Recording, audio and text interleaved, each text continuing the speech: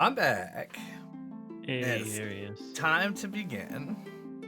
I realized that there was a moderator mode that I've never seen before. Are you banning everyone who joins the stream? Yeah, obviously. That's good. That's what I wanted you to do. And I was trying to remember what all the commands are. There we go. If you just type / they all come up, so. That's convenient. The only moderator command that I have used is ban on, like, bots that come in and put in a link that are like... Right. Well, I'm going to go through the list of everyone you've banned that is in the moderator mode. Oh, okay. And unban. I'm going to unban them all. Unban them. I mean, I don't think that those accounts ever do more than one thing in a stream, but I could be wrong. Also, I just realized that my microphone is in the wrong place, so I apologize for such terrible audio that you've had, and probably the terrible audio of me adjusting my mic arm. I'm back. Okay. We're just gonna start this. I'm thinking that if this is even moderately entertaining, that I'll just post this VOD onto the YouTube channel, since we're both actually on it. That makes sense. Yeah. So obviously got to start with a introduction here. Making sure that my stream is functioning. Yeah, I don't know. I wasn't sure if I wanted to have Gideon Ofner on this stream or not. But it feels appropriate. Yeah, I opted to keep him. Reminder that I'm going to be playing Monster Hunter on Friday. If you can whip up a Fiverr, bro. Do you have Monster Hunter World installed on your computer? I don't have it installed, but I mean, how long could it take? It's probably only like fucking 9,000 terabytes. Right. There aren't any good images of Fiverr Bro online. Blasphemy. So if I could get a nice screenshot of him. Okay. I mean, I could do it myself, but I'll have to like plug in a PlayStation 4. That's ridiculous. I would never ask you to do such a thing. Yeah. Yeah, I'll see if I can find a screenshot of Fiverr Bro. I have a character on PC, so I don't think I have to like go through the intro or anything to do it. So, but yeah, I'll see if I can get you one of those stat on your desk by the end of the day. Yeah. Don't make me ask again. All right, so we're gonna talk about and play Lunacid. This is a game developed by Kira, who is the same developer who made the game. What the fuck is it called? It's like Spooky's House of Jump Scares. Yeah, that's at least close enough. Yeah, if you know, you know. And so, I honestly, when we played this game, I didn't know who the developer was. Like, immediately. Like, I didn't know that they were responsible for Spooky's House of Jump Scares. But I feel like that sets the wrong tone, but also kind of the right one. Because Lunacid is an extremely bizarre game. But I think one that was taken a lot more seriously in development. And I'm Andy Kinnick. And we're just doing a podcast while on the title screen of this game. Yeah. But yeah, this is like a first-person dungeon crawler in the vein of King's Field and Shadow Tower Abyss. But it does have a bit of a like more surreal and at times like weird and goofy kind of tone to it. Yeah, it's extremely strange, and it starts out so strong. I'm probably just going to mute myself and let the opening cutscene play out. It is glorious. Yeah, because it's really good, at least until after the text crawl part. So we're gonna start a new character. This is my previous character. I don't think that level 100 is actually the max. I just coincidentally stopped at level 100. Yeah. I was trying to like reevaluate if I could draw any meaning from the title screen after having finished the game. Oh, yeah. but it's got I like a don't think so. fish on it, stack of VHS tapes. Pretty interesting. Anyway, we're gonna start a new game.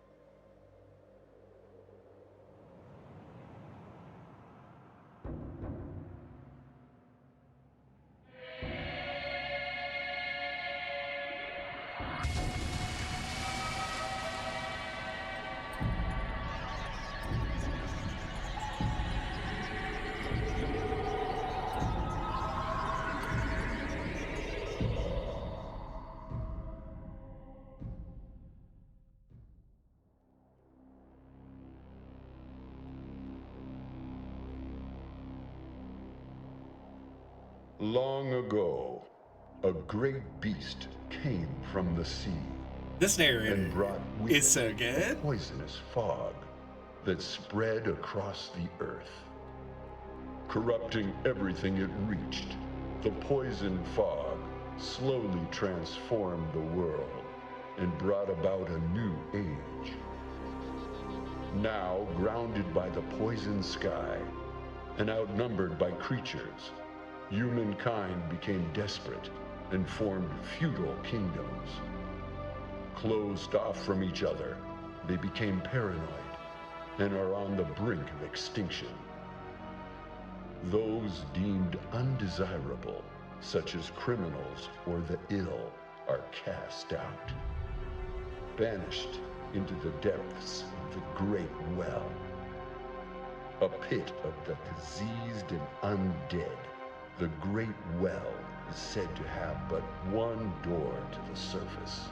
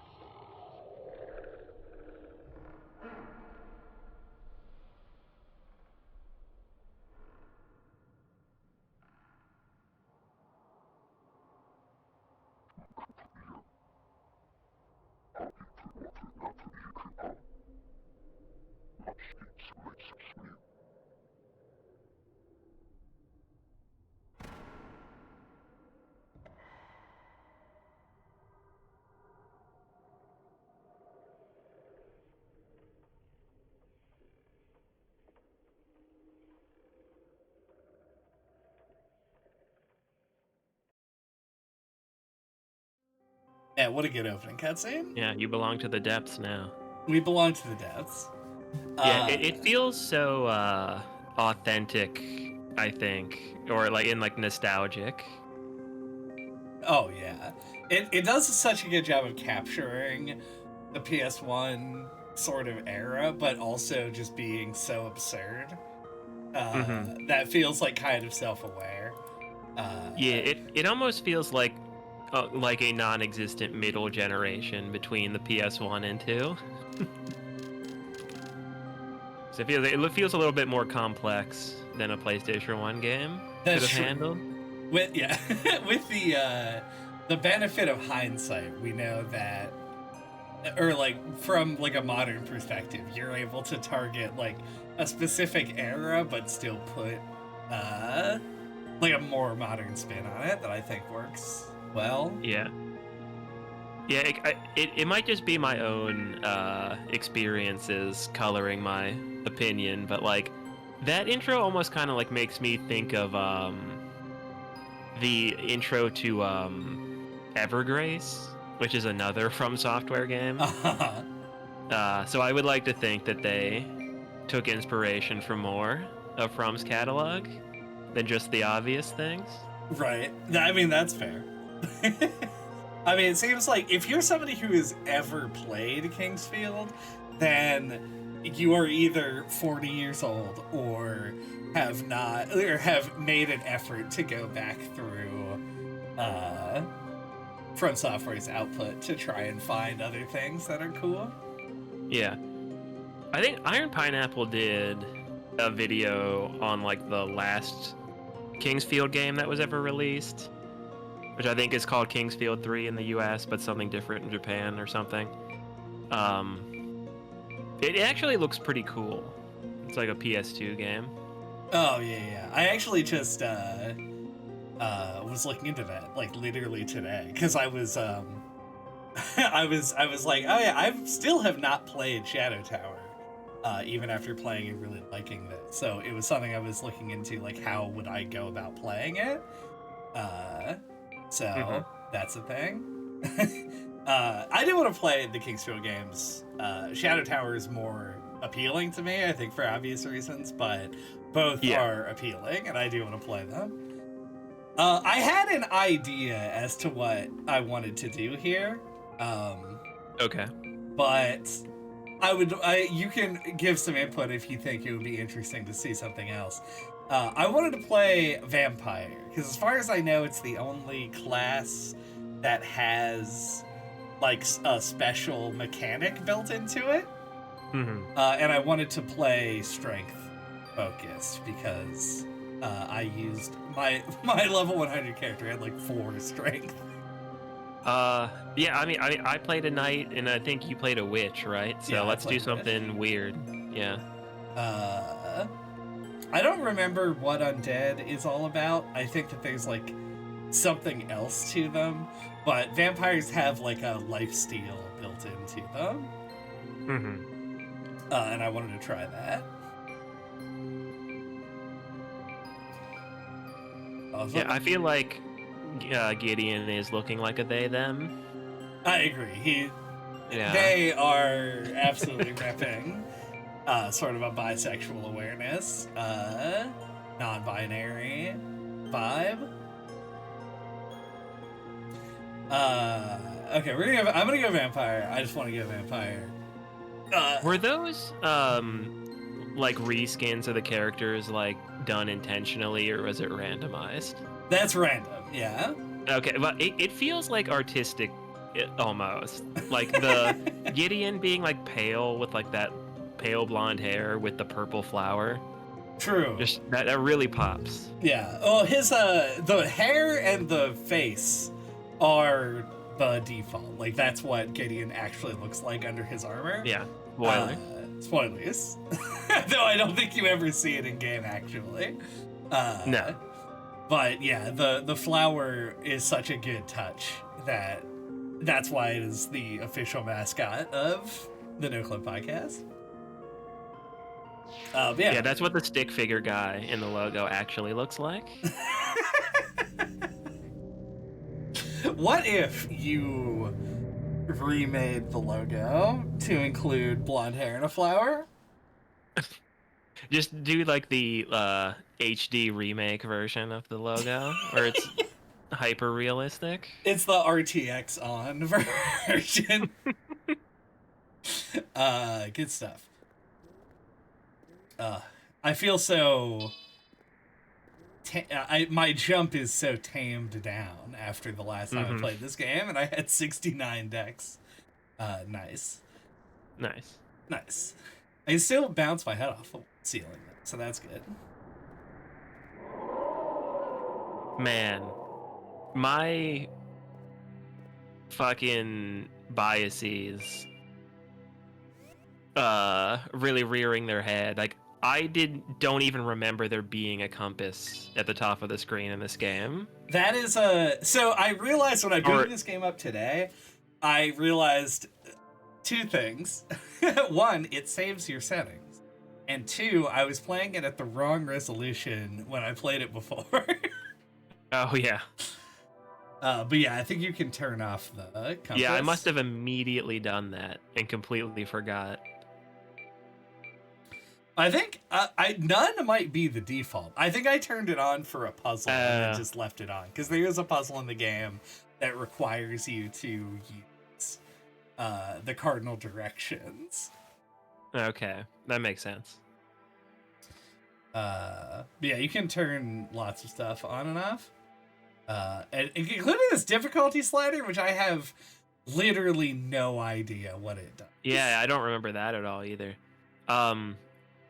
There are like the different like visual filters, Like I think somewhere in the menu.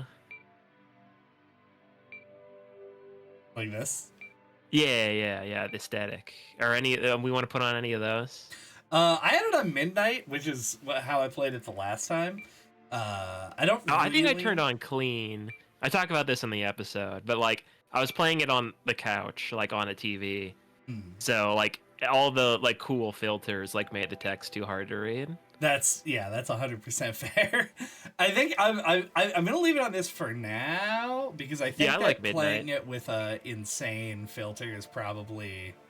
I mean, I love the VHS filter, but I feel like Yeah, it's just pretty like nice. bad stream content. If somebody gets Yeah. on, they're like, "What the fuck am I looking at?" For sure. Oh god. Yeah, I'm I turning think the gamma up. midnight is good.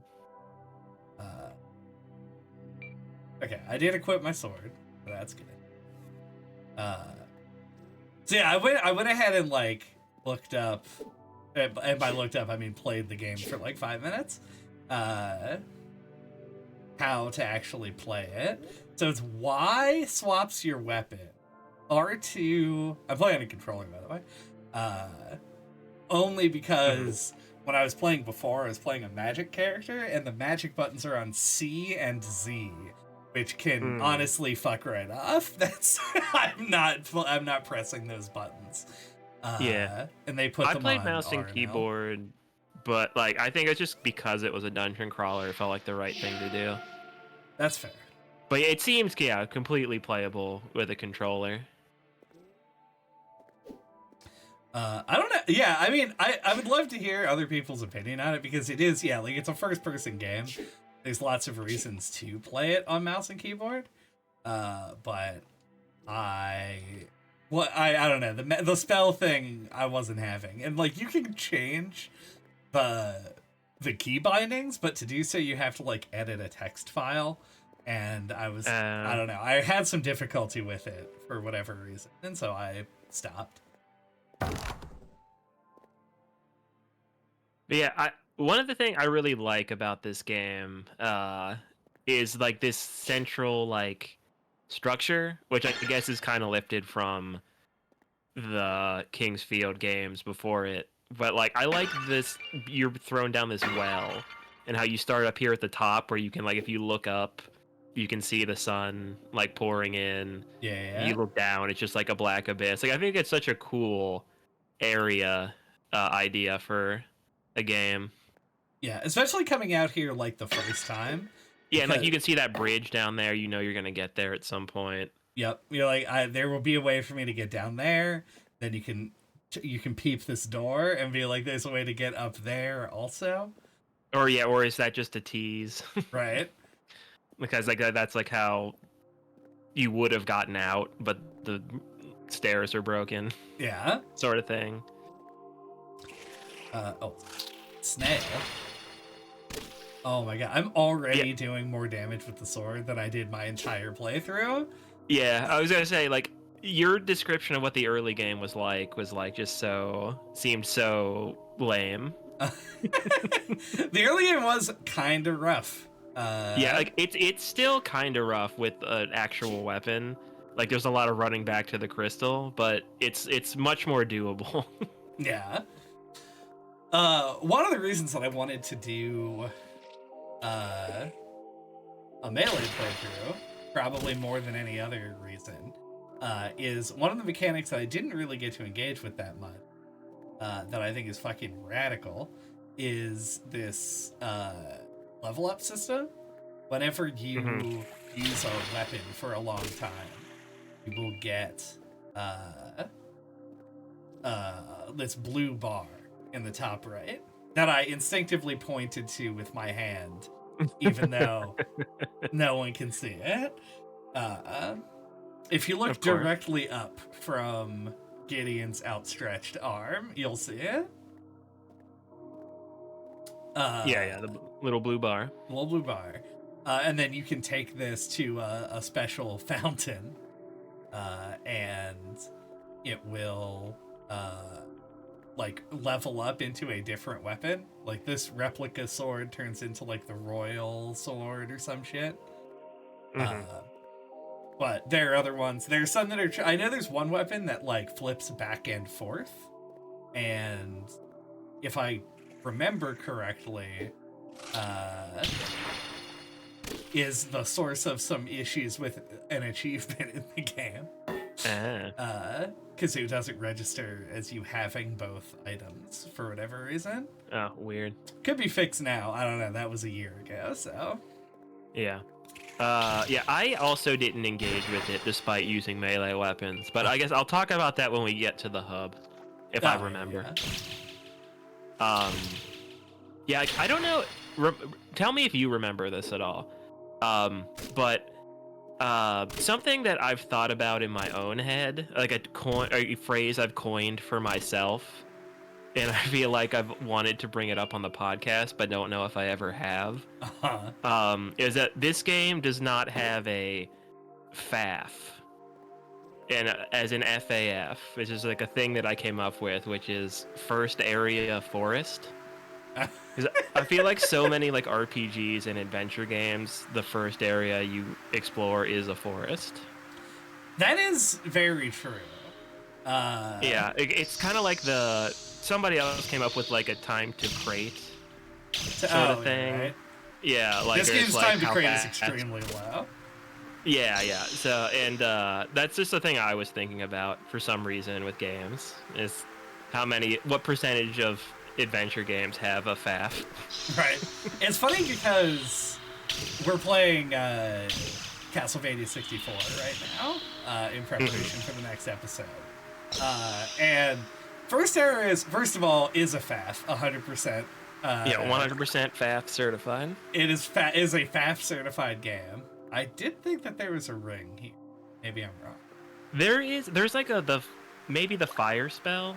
Yeah. It's like somewhere around here. I'll find it. But it's a FAF though, the Castlevania 64. But it's funny because like I think and I want to say it's like a experience thing. Like now we know just collectively that the first area of the game is extremely important to get right, because people will just stop playing your game. Right. Super Mario Brothers new. Super Mario Brothers. 1-1 is one of the most all-time classic levels of all time classics. As they say. But we got Fonzarelli in the comment section. I think that your Elden Ring graphics too low. Nah, this is I just got my graphics card blew out, so you know. Also, they updated Elden Ring and they added extra low fidelity as an option in the graphics settings. Yeah, is there like a Kingsfield mod for Elden Ring? I feel like there must be. I mean, I don't know. There should be.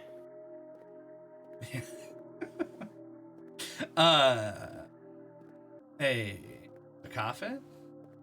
Was that subconscious that you say A because Fonzarelli is in the chat? I'm sure that is fully. There's the ring. There's the ring. Yeah, I got the ring. But yeah, I am certified here. And then isn't Demi up here? Or no, you have to open the shortcut first and you come back. Yeah. Yeah. It's a mysterious type game. Of course. But fuck. Oh yeah. But yeah, so the opening area is really important, especially nowadays, because there's just so many games that exist Like, it's partly experience, and then part just now people have a lot more options than they did before. Do you know when Lunacid came out? Yeah, it was 2020. It was, I think it had early access in 2022, late 2022 and 2023, but I think it came out in 2024. Yeah, so yeah, it's intentionally like a retro throwback PS1 style. But yeah, so you were correct that it is in fact a new game. Yeah, it is on the newer side for sure. And it rules. Hopefully, if you continue watching, you'll be enticed to play it. Yeah, it is worth playing, especially if you are as Dark Souls pilled as we are. I want to just put everything in strength right now. I mean, that's not a bad strategy. Strength and intelligence in this game are both very, very strong stats. Mm-hmm. Because strength also increases your health, in addition to your actual attack damage, and then same, it increases intelligence defines maximum mana, spell damage, and how fast spells charge. But then speed and dexterity, every class wants a little bit of, and then you don't really have to worry about defense or resistance at all. So it's kind of like a 3-stat game, which is kind of like a 1-stat game. Yeah, dude, I request we gotta pump our jump up ridiculously high. We should, if we can. We're not gonna probably play for that long, but yeah. I don't know when we're getting enough, but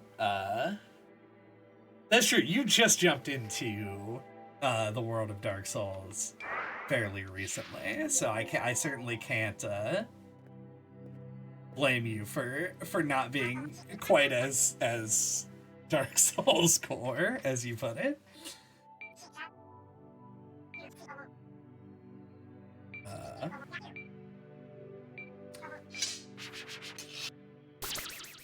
And now we go to the hub, and we get to talk about one of my other favorite elements of this game. Oh, the fucking music. The music rules, dude. It's so good. This is also a game where you have to be checking items. Oh god, also, I'll come back to that. Look at this fucking in-game manual that exists, though. Oh yeah, I forgot about that. It's so good. Or what's... Yeah, there it is. Dude, that cover, goddamn. Just like I was saying, they nailed the opening cutscene. That cover looks like a game manual cover from the 90s. 1000%. Yeah, they absolutely rocked it.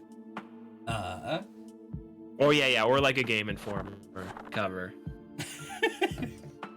I hate how much. Never mind. I will talk about this at a point in the future. There are multiple things that have come up recently that in the NOCLIP space that relate to something else that I'm working on right now, and it's it makes it. I feel like everyone knows, and it's throwing me off. But yeah, so it has all of the shit here, including a story briefer, a create. Wait, well, can you go back to the table of contents page? Yeah. There's a little note at the bottom that I wanted to read. That's thank you for purchasing.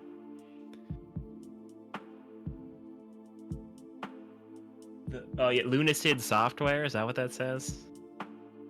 Please. That is what that says. Yeah. Okay. Yeah. It's kind of hard to read on my screen, but. Oh yeah, that's fair. Yeah, because fortunately this game does support ultra wide, but it doesn't. But anything that I do in ultra wide is going to have letterbox on the stream. Yeah. So, Yeah. But yeah, it just has all this stuff. The important things to note, and I bet that this is a PDF that you can pull up in the game files. I haven't looked, but surely that's the case, because it has a lot of things that you can't get to until you've already started the game. Yeah, I bet you can buy a copy of this, like printed out and bound, like on Etsy or something. Oh, probably. Well, I don't Like know. I could I don't print know one how of these out at popular this work. game was. If I had the PDF, I could definitely print it out at work. That's true. I mean, all of this definitely exists in the game. Also, Yeah. Yeah. Oh, I love that. That has big like 3D render, like Mario, like 64 had those like 3D renders in magazines. Oh yeah. That picture's got that energy. Oh yeah. So this is actually, I don't know if anybody can look. I can look this up. What's the phase of the moon right now? Oh, I'll do it. All right. So this game, when you use magic, you build up a stat called Lunacid. That's like a hidden stat that resets to 0 whenever you rest at a crystal. And the higher your lunacy, the more experience you get and the more damage you deal, but also you take more damage. But the rate of growth of lunacy is affected by the current real world phase of the moon, and there are certain things in the game that you can only do when it's a full moon. All right, we're at a waning crescent right now. Waning crescent. Okay, so we're pretty far from a full moon, so lunacy will be low.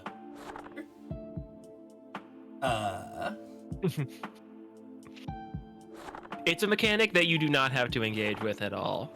Yeah, unless you're like going, like I did, going for completionist on a magic build, because there are a couple of things that you have to do in a full moon to unlock the last couple spells.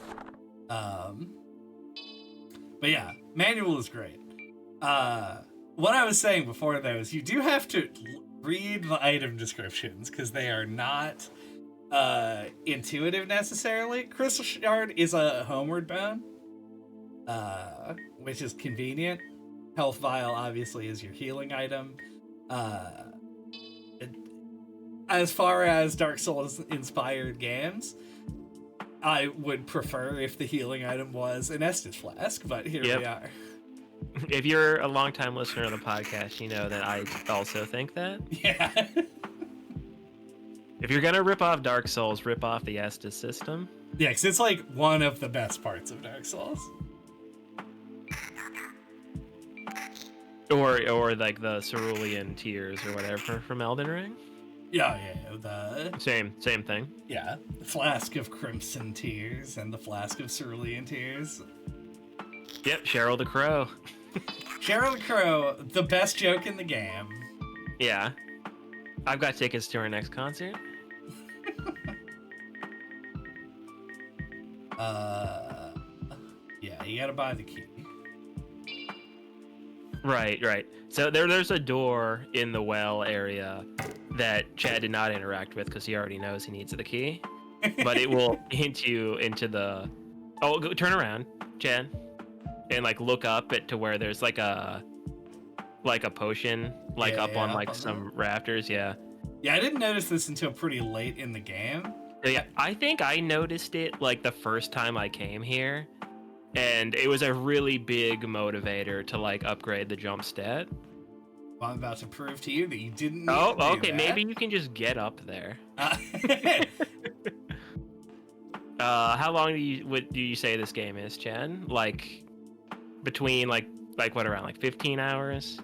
That seems like a good estimate. My previous save file has 21 hours on it, and I yep, you can just get up there. yeah. And I have all but one achievement, and that's the one for getting all the weapons. So that was like a very thorough playthrough that got all the endings and stuff. So you're looking at probably 15, 16 hours if you just play the game like a normal human being. Right. But it is the kind of game that, like, if you're the type of person that doesn't want to look anything up, you could get stuck on a couple things. Oh yeah, for sure. It's got some confusing elements, most of which I don't remember. We got Clive here. He's a bone man. Yeah. Everybody's favorite. Yeah, he's great. He just drinks all these healing potions, but you can't pick them up. Yeah. I feel like Clive is like a really good carrot on a stick for like getting you interested in the game. That's fair. Because if you keep like talking to him, he gives you these little tidbits, and I think like it's a good thing to get you like curious about like the nature of the game and like what's like the backstory and stuff. Like if you're not the type of person that's usually gonna comb through item descriptions, like I think he's a good motivator to get you to care about that stuff. Yeah, he also provides just like some lore information that you absolutely would not have if you're playing the game normally, because they're just things that are going to slip by you. Yeah. I'm like fucking too experienced. There it is. I was like, I'm so close to being able to upgrade this. Oh, yeah. So, for me, I think I just got, like, kind of unlucky. Because every time I went to this fountain, it said, you can't use this right now. Right. And I feel like I found new weapons often enough that it just so happened that, like, every time I went there, I was using, like, a weapon that, like, didn't... Like, either I'd just gotten... the meter wasn't filled up, or it was a special weapon that didn't level up. Because like I never went to that fountain and was able to use it my entire playthrough, and was confused about what it was for the whole time. Right. Yeah, I don't know. Maybe it was in the manual, and that's how I learned about it. Because like I wasn't even using melee weapons. Yeah. So yeah, that was a mechanic that was just completely lost on me, but that is very interesting. Yeah, I do love and it. Like I don't think I realized just like hitting flowers like increased the meter. Well, yeah, I mean you wouldn't have noticed that if you weren't using weapons that leveled, so well yeah sense. I mean I did sometimes. I think I just wasn't, it was like one of those things where you're just like, when you're not aware of it, you just don't notice it sort of things. Yeah, that's fair. Do I not have enough magic to even cast the spell? Oh, no. You might be able to cast it once. Oh, yeah, a good few casts. I just forgot that my left bumper is kind of broken on this controller. There you go. Yeah, like, that was like a thing here early on that like let me get through this area without having to run back through the crystal every 5 seconds. That's what I don't think I knew you could like charge your weapon for a bigger hit for a while. Oh yeah. Either. So like, because if you shoot the enemies with the fire spell, they have a chance to catch on fire, and that will do consistent damage and just kill them, and you can just stand back and watch them die. Yeah. So that helped me get through without having to take damage. Yeah. Because you do start out pretty weak. Oh, you start out, pretty bad, all things considered. I mean, I think it depends a lot on your class, but... True, but I think like all characters feel pretty weak at the beginning. Because I played as a knight, which you would think would be the tankiest. Right. Or at least one of the tankiest. And it was still... Like there's kind of like there's a learning curve for sure, because it's a little bit cryptic like older games, or you have to just put in more effort to like read the manual and stuff, and not everyone's gonna do that. But yeah, but I think it's one of those. It feels very intentional because it like makes that like progression feel like really satisfying. Like when you get really powerful, it feels really earned and really good to just destroy stuff that gave you trouble before. Yeah. It also does something that I really love, which is the level ups and like and character progression are subtle enough that when you're playing, like it's more difficult to notice like from one moment to the next. But it also has like certain things like the jump stat and like with the weapon upgrades and stuff, you'll suddenly notice like large increases in your power level, and then it just feels really cool for that moment where you're like, oh, I have to remember how to use items. I figured it out. You press up on the D-pad. Oh my god. Oh, what a good animation that was. Oh, it's glorious. Just the key right into that eyeball. Yeah, like when you're suddenly able to like jump onto something that you didn't think that you would be able to jump onto. This is a nice little detail that like me as a nerd likes in video games, is how the water from the well runs down this tunnel, like kind of like visually connecting the areas together. I like shit like that. I mean, I agree. I think that this game is like small enough that it was able to sort of focus in on a lot of those little details. Yeah. But big enough to still be things... mysterious. Yeah. It's one of the kind of the things I was like kind of getting at right when we started about like the setting of the game being in this well. Like I think like we're playing Castlevania 64 right now. But it's one of those things that reminds me of Castlevania. I think it's just on the brain, but it's a good comparison nonetheless. I like a game that's like set in something like a castle, you know, and then like they have to kind of be creative about like making that like that space like varied and interesting. Right. And like this game obviously gets very surreal and abstract, and you go down into like fucking hell, Blood Lake zone, you know, like so it kind of like loses that groundedness of being in a well at some point, but I still like that it has that at the beginning a whole lot.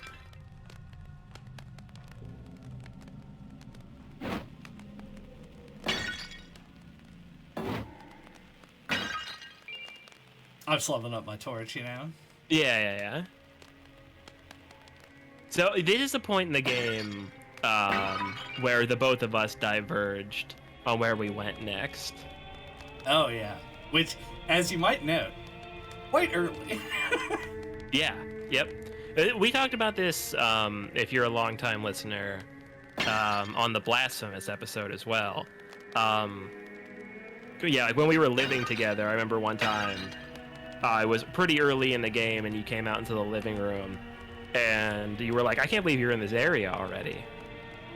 And I was just like, oh, like I was just like going like the way forward, the way it seemed like the way forward was, you know, and like both of us, and then you did that too, and like the both of us, we both went different ways. So it's cool when games have that like amount of variation of like where you can go and what you can do. And when I'm thinking about it now, I'm like, I don't know how I'm going to approach in this playthrough, because I feel like I only know the way that I played the game before, which is to run through this area and get to the like the underground and then out into the Lake of Blood. Right. Oh god, I wish I remembered better like the direction I went, because I was going through this area and then like was low on health and just started running away from everything, and I had like a mob of like 15 guys chasing me, and I just like ran to a point where like I found a door that led to the forest. So like there is just a door to the forest in here somewhere. Oh yeah, because I didn't get to the forest until like the very... It was like my third from last area or something. Yeah, and then like the forest was quite a difficulty spike from here. That would make sense. I do think it's possible that the only way here is, or to the forest is through here. There's another way in. Like, it connects to another area, but I don't remember. Or at least I think it connects to it. Yeah. It's like, I think you have to drop off that ledge onto that bridge that we were talking about earlier. In the first area, I think is how you get there. Because going up takes you to the archives. Oh, that's how you get to the library. Yeah. That makes so much sense.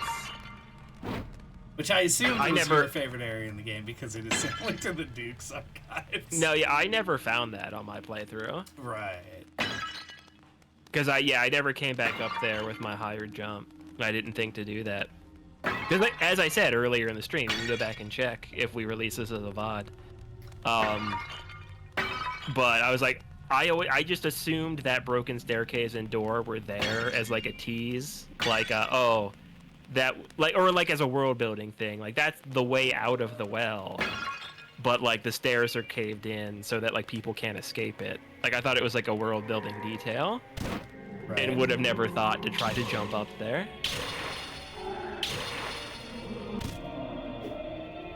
Take that, mummy.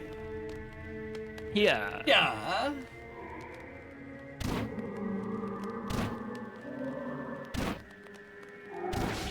Okay, he's not gonna catch on fire. I have to cut his fucking arms off. Ah. Yeah, you can see the vampire lifesteal effect. Oh yeah. There. Well, if we want to try and find the door to the forest, I think there's like a merchant there that sells the potions that like heal you if you're a vampire, but hurt you if you're a human. Oh yeah, it's like a blood potion or something. But I mean, like we don't really need that. But if we want to try, right? Yeah, I think I'll be okay for the time being. Though. Yeah. There are a few things. I would actually like to get to the archive, so maybe I will put some levels in decks here in a bit. Because there's an amusing Easter egg weapon that I don't necessarily know if I want to use, but would be fun to show off.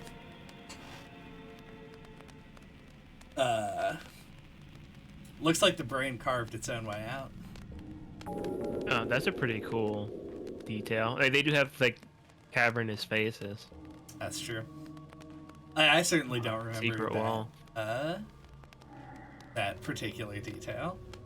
Oh yeah, the that's one thing to note. To know before going in is the game has hidden walls in the way that the classic dungeon crawlers have hidden walls, where they just have no real indication that they're there, and you just have to... I don't know. I feel like they have a pretty big indicator that they're there, in the form of a question mark appearing on screen when you walk up to them.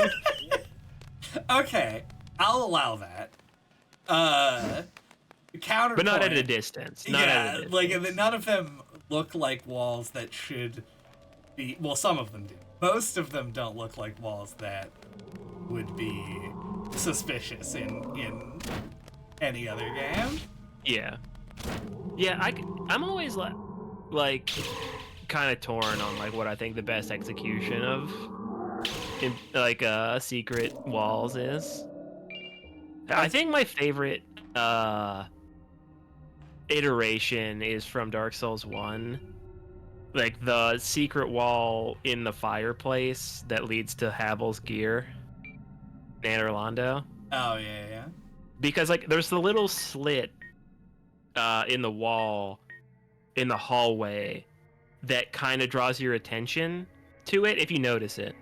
And then there's a kind of a hint towards its existence. So but it's not obvious. So you still have to pay attention, but like there's like a hint that it is there. I think that's like the best way to handle it. But that's like a very specific example.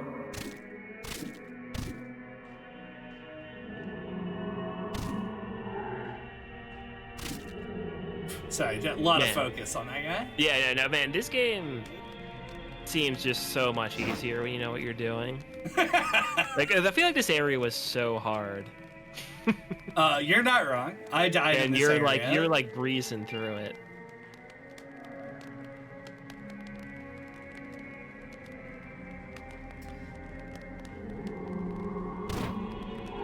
Oh, my torch is ready to be upgraded. Hallelujah. High level torch.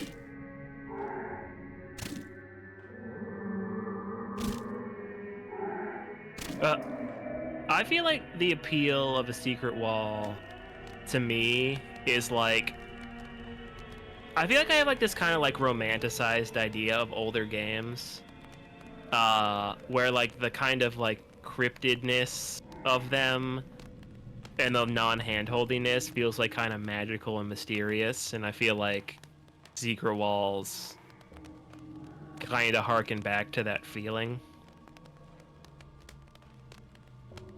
Yeah, I don't disagree. I think that there's there's a finesse to it. Like, you have Oh, to yeah, be... yeah. It's not easy to pull off. Yeah. Like, even, like, Zelda, which I feel like is the game that popularized them, I don't think does them particularly well. Because they always have, like, the big cracked walls that are super obvious. Right?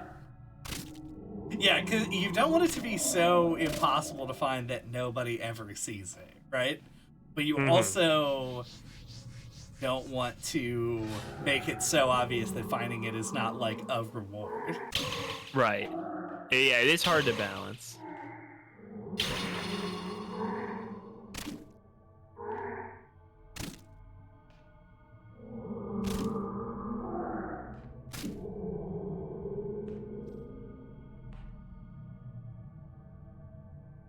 Yeah.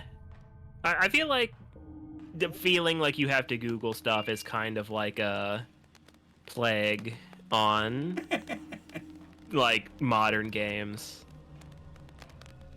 Like it feels like any game you play that has like cool secrets and stuff, or like you have the sense that it does, like you have to exercise self-restraint to like not just look stuff up about it.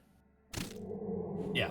And I think that there's, like, as we enter the current era of games, there are games where they take that into account and kind of design around it, and then games that just have it and looking it up is actually kind of a detriment.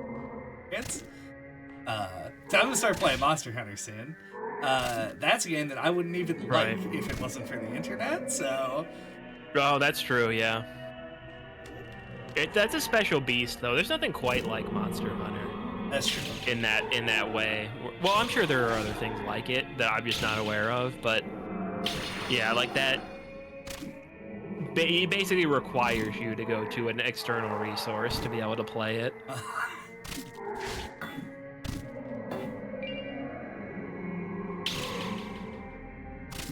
Chad's taking the day off work to play it. Sure am. I'm not, but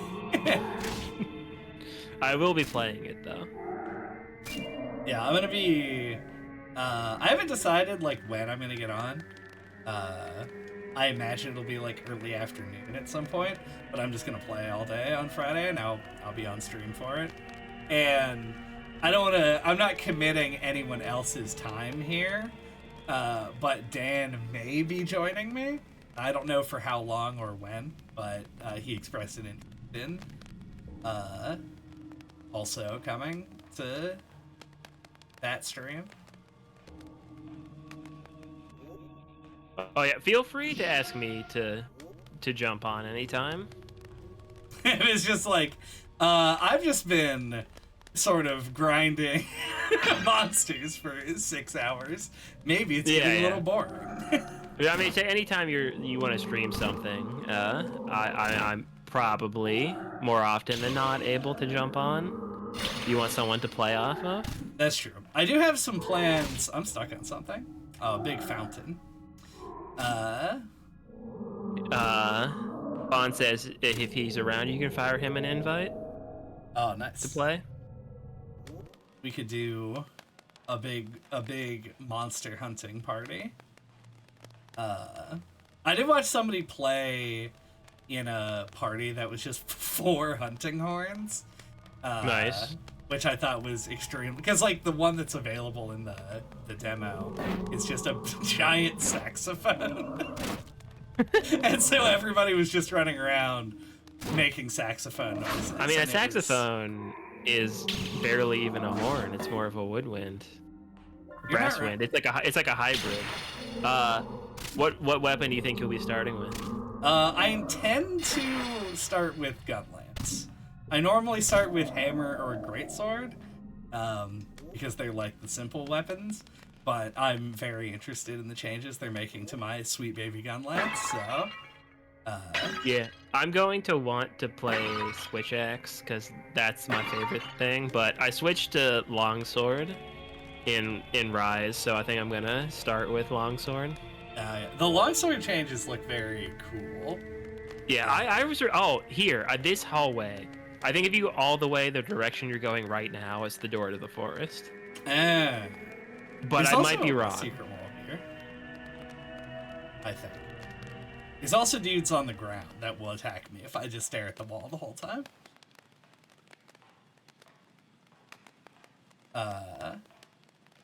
Yeah, Fawn's an insect glaive apologist.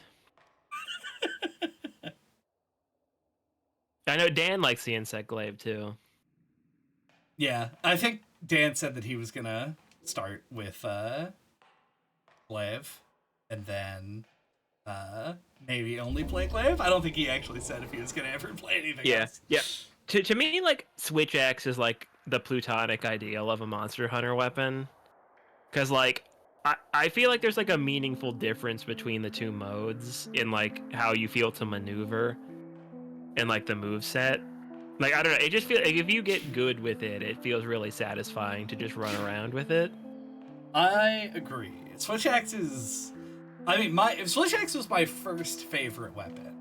Because I started Same. for you with the dual blades, and then eventually sort of evolved into a Switch Axe player.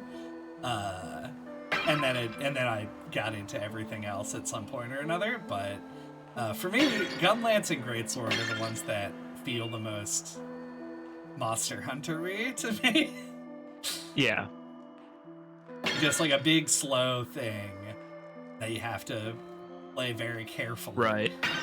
But yeah, I'm kind of the opposite with you, or as you, when it comes to stuff like this. Whereas, like, I'm very slow to experiment with the variety of weapons. So I've only done like sword and shield, dual blades. I tried a little, Switch Axe and longsword are like basically the only weapons I've ever played. And I've played World and Rise. So yeah, I've only done like 4 weapons, basically. Yeah, that's fair. I think also Monster Hunter is kind of a, unless you are the type of person, and like, I don't Charge know Blade. Charge Blade is great. I tried the demo for World and thought that I liked the Charge Blade, but then tried it in game and just could not get a handle on it.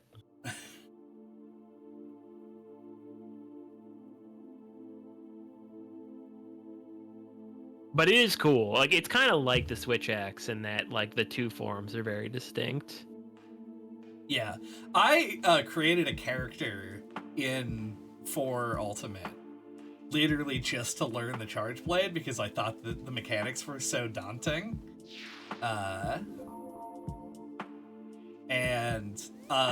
So I have like a very 4U centric view of the Charge Blade, which is my problem.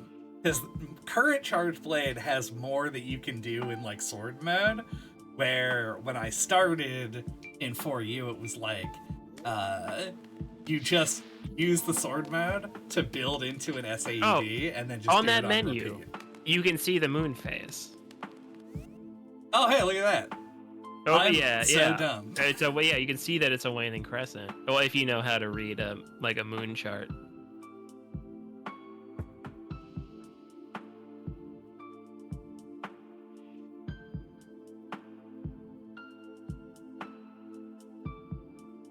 He was right though. Fully, the Switch Axe is a physics-based weapon. Yeah, like the mobility mode. Yeah, it's like when it's the bigger, like what it looks like you're holding this giant weapon on a tiny handle out in front of you, which looks like the more cumbersome way to hold it. Like is when you're faster. Yeah, it makes no sense if you think about it, but it's just aerodynamics. You wouldn't understand it. I was thinking that I wanted to just do Stone Club, but I got this cool dark greatsword, which is a weapon I definitely didn't know existed. So I'm probably gonna use that. You know I'm a sword boy, so I'm about the dark greatsword. You are a sword boy. We're warping to the fetid mire.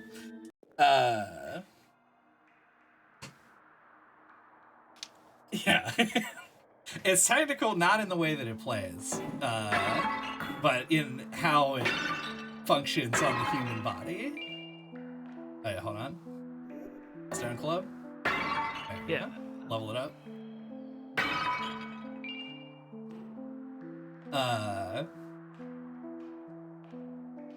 But yeah, no, I'm very excited. I'm excited for Gunlance. I'm excited for... I actually have not looked that much into the changes. I've watched some people play Gunlance. I've actually not seen anyone play the new Switch X. So maybe it rules. I don't know.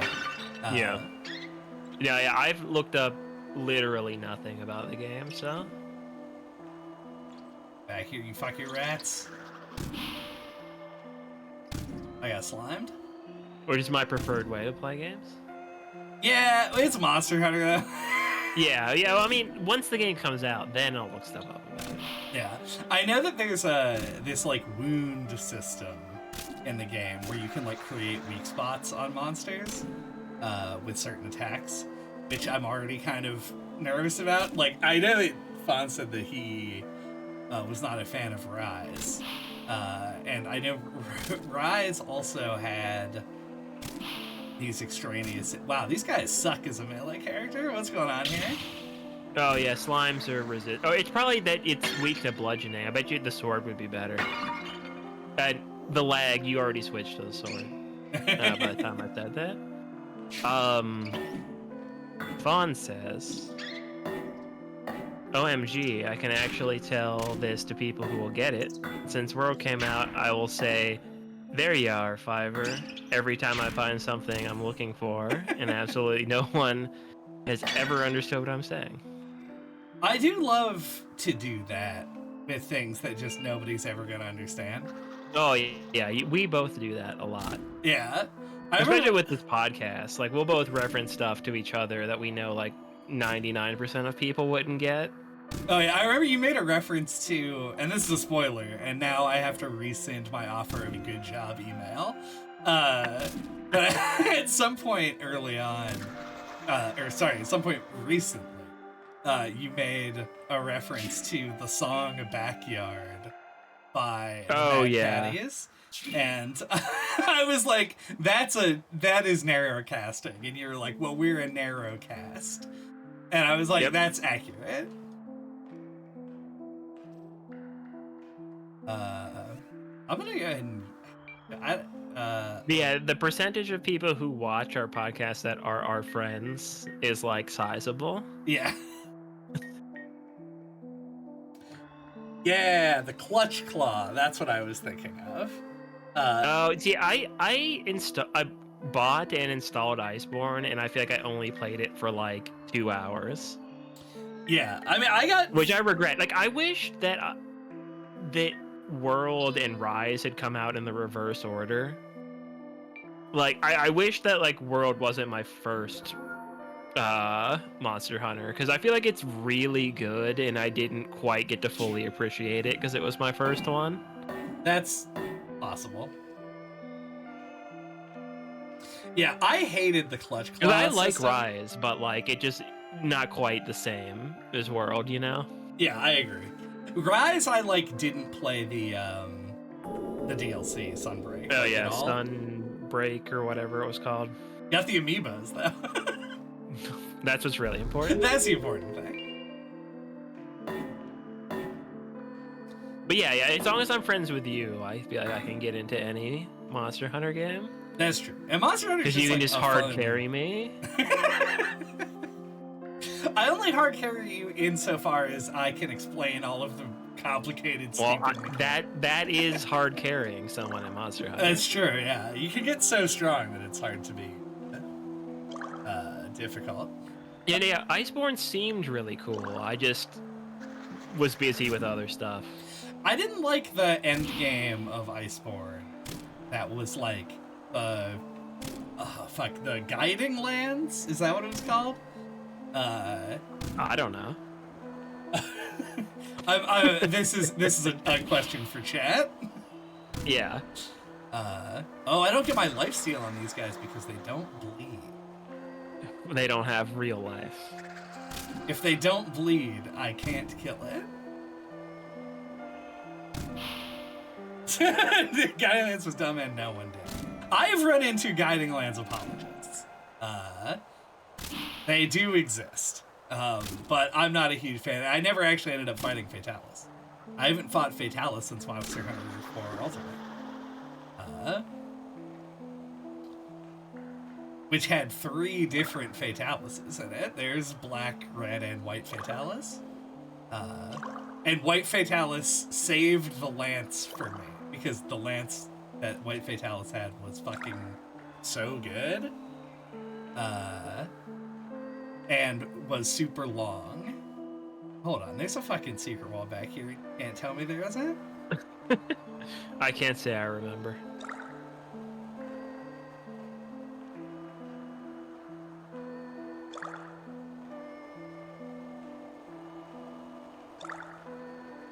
Don't worry, I'll find it.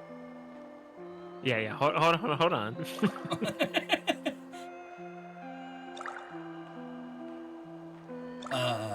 Now I mean, World has a player base still. I could go back and do the Fatalis. Oh yeah, I'm sure it does. I stopped playing, I think, before Fatalis. People were still playing like the Wii one, Monster Hunter Tri. Yeah. Or, like in like 2016, like people were still playing that. That's dedication. Especially because Tri was the one that had swimming in it.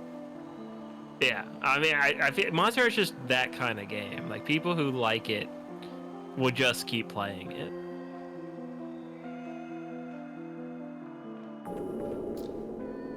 Hey.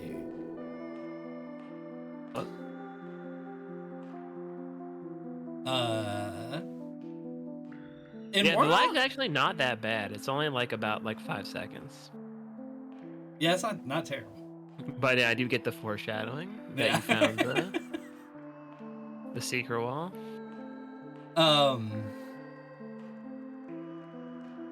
What was I? Oh, the Witcher DL or the Witcher crossover event was a I world forgot. thing, wasn't it? I almost like completely forgot that Monster Hunter that had that kind of crossover stuff. Yeah. I remember like when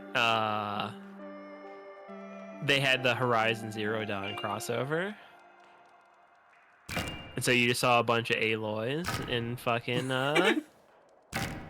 what everyone's Palico looked like a fucking whatever robot dinosaur. Oh yeah, the robot dinosaur. Yeah, Ancient Legend was and the fucking Pac-Man insane. one. Everyone's fucking or not Pac-Man, fucking Mega Man. Oh, they had the Mega Man Palico. In the one of the best heavy bow guns in 4U was like a Samus blaster thing, which I always found funny because there was just this like weird. And it's Monster Hunter has never been like an immersive game necessarily, but it is I more don't know if so I would agree in with World. that. Yeah, oh god. I don't know if I even remember this area. Yeah, this is the first boss Yeah. of the game. Oh my god, he does so much. But yeah, damage. I don't think I ever got here. Close. I think the first boss I fought was the one in the Blood Lake. Oh yeah, I forgot about that. He's like in that weird corner.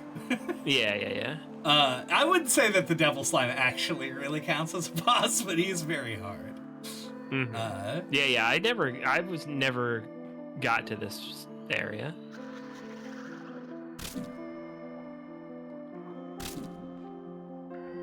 In fact, when I found what's this area called, like the something basin or something? The Fetid Mire.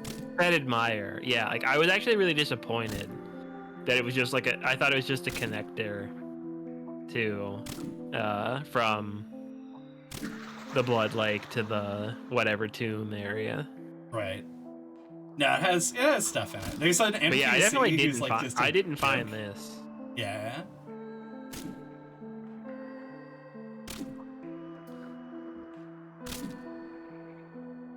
Oh, my club is ready to upgrade. It's sorting Oh time. my god. Oh, I thought that killed him. Well, yeah, if it's anything like Dark Souls, then a great club will be like the best strength weapon in the game. That's accurate. This is like the best spell. That's not true. Coffin is by far the best spell. Wind dash. Huh? Dude, yeah, fucking Coffin, man. Game changer? Absolute game changer. I don't remember where it is, so we might not get to see it. Oh, it's in the catacombs? Oh, it's in that fucking dark zone. The area where like the horse head ghosts chase you around. Yeah, that's the one. Yeah. What did I just pick It's in up? there. What am I doing? Earth Elixir.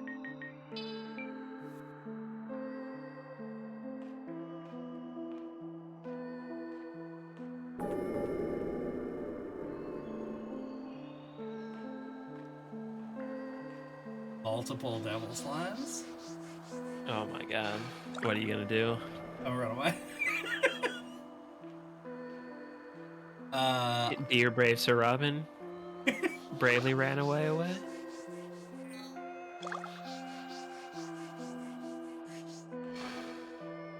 I'm sorry. What does this cost? Nothing? Costs 16. But I still have max mana. Or maybe it just looks like it. I don't have that much mana. But who knows? This is where I just went. There should be a NPC here. Yeah, there she is. Old song from a canceled game is the name of the soundtrack here. Jaleisha, that's Oh it. yeah. I never found any of this stuff. This is wild.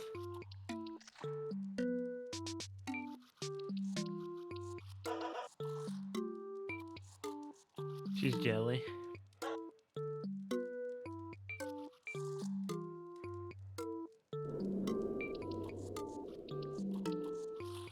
Yeah, it's this is what I feel like I shouldn't even be showing this on stream because it's like this is not really helping the games. For some people, this is gold, but I think for others, this is like, why is this in the game? I don't know. I mean, I think if you're interested in this type of game, like, this isn't gonna seem like anything weird. I guess that's fair.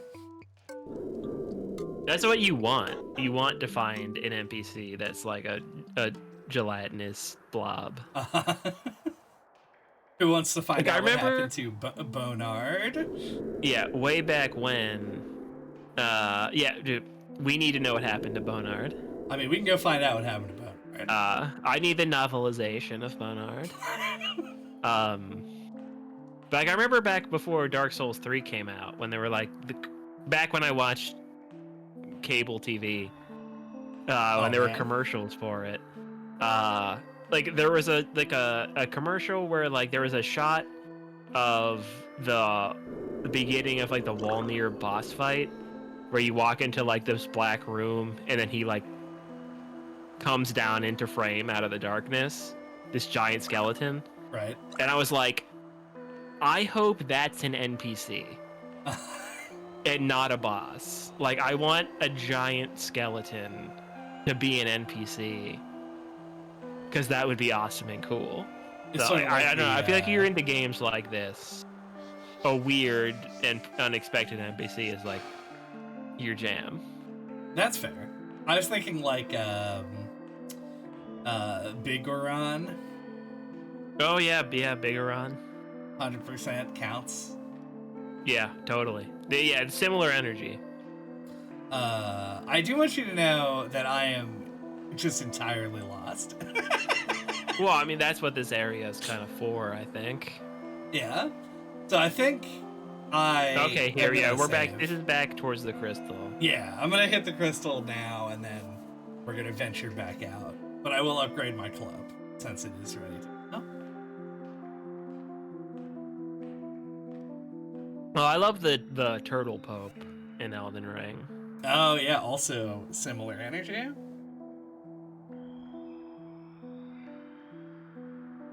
I'm gonna get spoiled if you're reading chat for me and I don't have to. Well, isn't that the point? Oh, for you being here? Not really, but Well, I mean, like, of a moderator in general. well, I guess normally you wouldn't be on. Yeah, I thought that was his name, but I wasn't sure. I've always just called him Turtle Pope. That's not his name. No, I mean, I know Turtle Pope isn't his real name. No, I mean but Master I didn't Oogway is not his name. His name Oh, is, who's Master Oogway? It is. Oh fuck! What is that from? You're killing me now. You're killing me. I don't get the reference. I'm not gonna come up with it in the next 3 seconds. I'm just gonna. Well, we got this tip of the tongue. Also, let me check Iron Club stats. It feels like a thing I should know. Oh, it's Kung Fu Panda. Oh, that's what it is. Oh, is it like a? Okay, I see. Yeah, his what the fuck is his name? Elden Ring. Oh, the character. Personal anecdote. I've actually never seen Kung Fu Panda. Forgive me. I'm not cultured enough. But I know that the characters in it are the animal styles from the style of karate that I did as a kid. There's like the white crane, mantis, tiger, monkey, and snake were like the different animal styles. I did a style called, it was called Tai Nui, which I don't think is like a super well-known style. But like it borrows from Wing Chun Kung Fu, which I think is where those animal styles come from. So a little history lesson. That is interesting. Of karate. But like the guy that I learned from. This is the point of a moderator, by the way, is to teach us. Yeah, about of karate. course. Yeah, to tell karate stories from childhood. The guy I learned from was who he worked with my parents, or does still, I think. And his brother learned from the guy who like created the style. So it's like pretty close to the source. That's actually insane. Yeah, his name was like Beiruz Nejad or something like that. Like I think he was like a war criminal or something at one point. Like in like a classic like bringing Nazi scientists over. That is from World War II. Sadly, like, that is a classic. Yeah, like I think like he came to the U.S. No, my karate instructor wasn't a war criminal, but my karate instructor's karate instructor was a war criminal. This is like how I am like, and you are like less than 6 degrees separated from Willem Dafoe. It's like this guy was less than 6 degrees separated. No, like legitimately, like from this, a war like criminal? the guy I learned from's brother, who taught him, learned from the guy who invented the style of karate, which is wild. Yeah, it's insane. But I was like a 4th grader, so I only did it for a couple of years and got to a green belt. But if I would have known how unique of an experience that was, I might have stuck with it longer.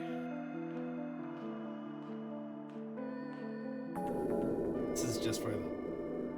But yeah, so yeah. My favorite animal style to do was snake. War crime.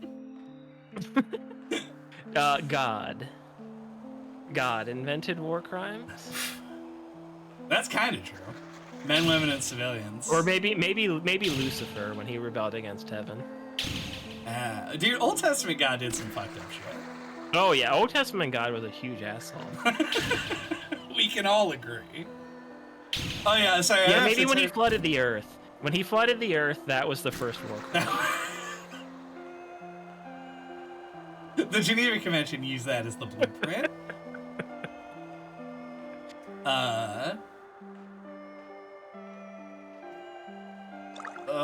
Where am I?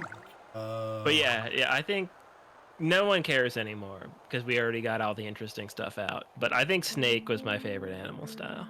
Oh, weird. Snake is one of my favorite animals.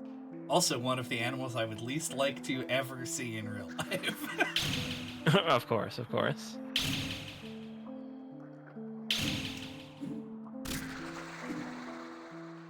But yeah, I've really like if I ever got back into like doing karate just like for fitness reasons, like as an adult, there's like this style called oh god, I'm even gonna remember what it's called. It's like what airbending's based off of in Avatar: The Last Airbender. It's called Bagua Zhang. That would be what I would do if I did karate again. But I'd probably have to like move to somewhere like California to find a studio that taught that to adults. What game did we play recently where rats were like a huge pain in the ass?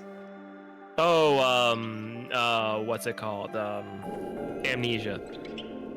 Right, it was the bunker. Right. Ba Sing's. Oh, there's no war in Ba Sing Se.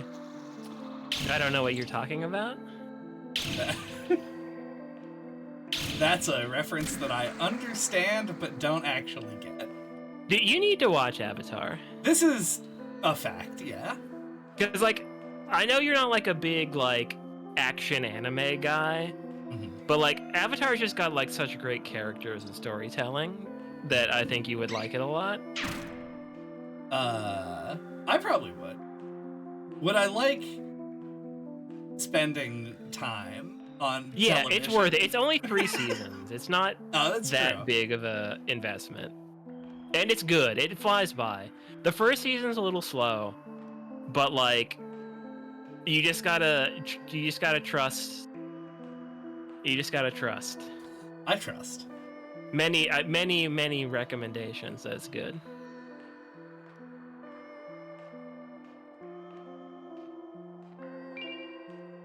Nice.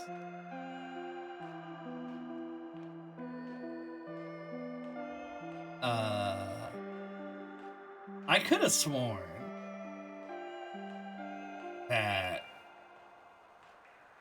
the way forward was up here. I think it is. This looks familiar to me. Also, I don't know if you noticed, but the Stone Club actually upgrades twice. I didn't know. Oh yeah, it definitely looks like more of a stone club than a wooden one. Yeah, Much more. Well, apparently now it is an Iron Club. Iron Club, there we go. So I don't know what the third version is, but we're gonna get there, and there's nothing here to stop me. But yeah, this is the way. No, this is a dead end actually. Is it? It's door. Well, okay, it's a secret. Oh, maybe this is the. Yeah, this leads to something. Yeah, I think this leads to the Blood Lake. There's like a bridge somewhere. Yeah, this looks familiar to me. There's also a chance that I've gone backwards, but we'll find out soon. I did, yeah. I'll get there, don't worry. Don't you worry your black little heart. It's not worried, baby.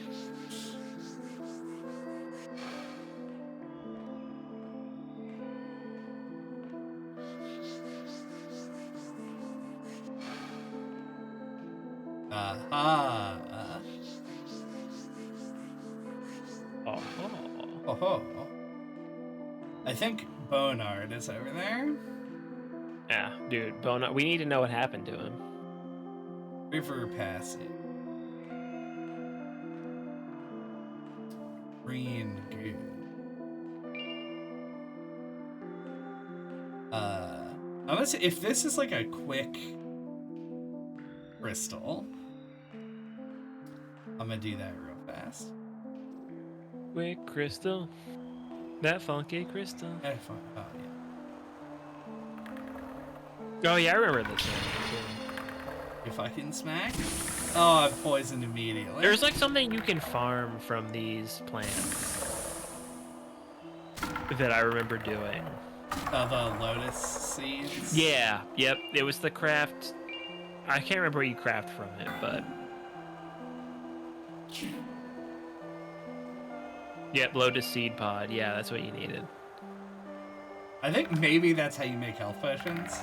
Yeah, I think you need him for that. Yes. Piss out my ass. Piss on my ass.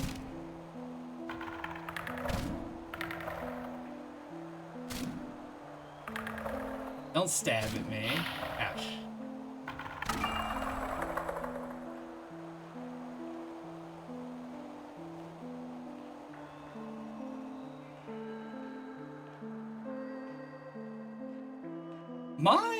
What is my anime experience? Limited. You've got some, like, you're kind of like I was in my early days of anime watching, where like I had this preconceived like self-consciousness of anime being lame. So I would only watch the ones that seemed like exceptional and cool. Right. And I feel like you've watched most of the ones that are exceptional and cool. That's kind of your anime experience. That makes sense. But no, I feel like you're like open to it. Like anime has like a lot of, there's one of my favorite things about anime is that the weird concepts. Like there's this show on Netflix, I think, called Ozark. That a classic anime.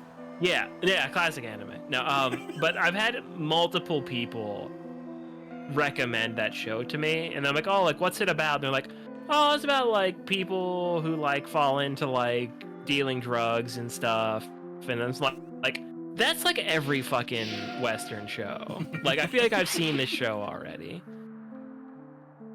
Like, I don't know, the thing I really appreciate about anime is like how fucking weird the concepts are for the shows.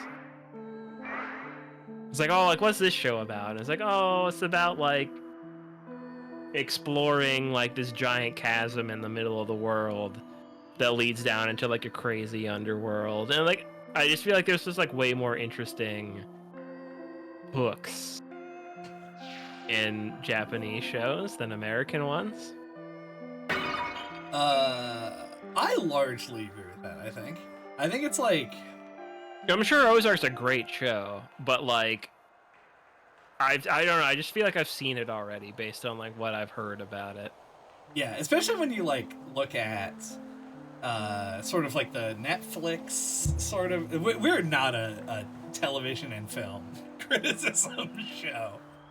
Right. So take everything I say with a grain of salt in this regard. But I find that we have fallen into a sort of not a stagnancy, because there is new stuff coming in that is actually interesting and cool.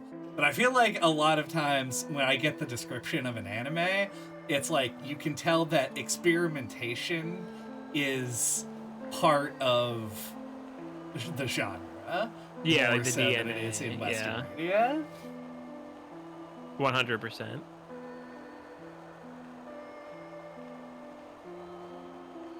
Because I'll be like, yeah, like somebody will be like, you should watch Ozark. It's like a very well-made show in the crime drama genre.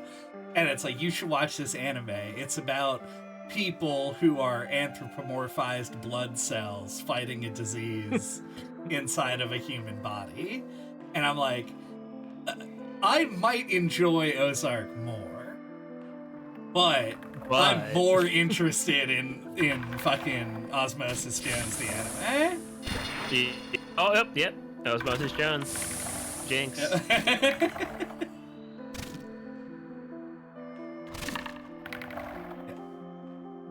out of here.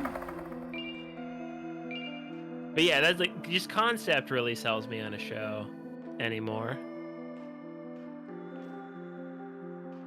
Yeah, I'm just not a show person these days. Yeah, that's true. You don't like watching TV like at all, but like I like to have a show to like watch in the evenings to like unwind with. Right. I mean, I always like say this, and I don't know, it's probably not a necessary qualification. Hopefully, because of the way that I put myself out there, I do not think that I am not watching TV, and therefore that is a good decision that I'm making, or I'm better than anyone for not watching TV. Because I just spend my time doing other dumb shit. In a lot of cases, worse. So. Oh yeah, there's just like a free, like, essentially like equivalent to cable app on Roku TVs, or probably any smart TV, called Pluto TV. And I'll just put it on the Comedy Central channel and like just watch South Park, because they play that from like 8 p.m. to like 1 a.m. That's true. in the evenings. And I've seen like every episode of South Park for like the first like 15 or more seasons, probably like 10 times each. But I think that's just an easy thing to put on in the evening. Fair. So we all have our trash. We all have our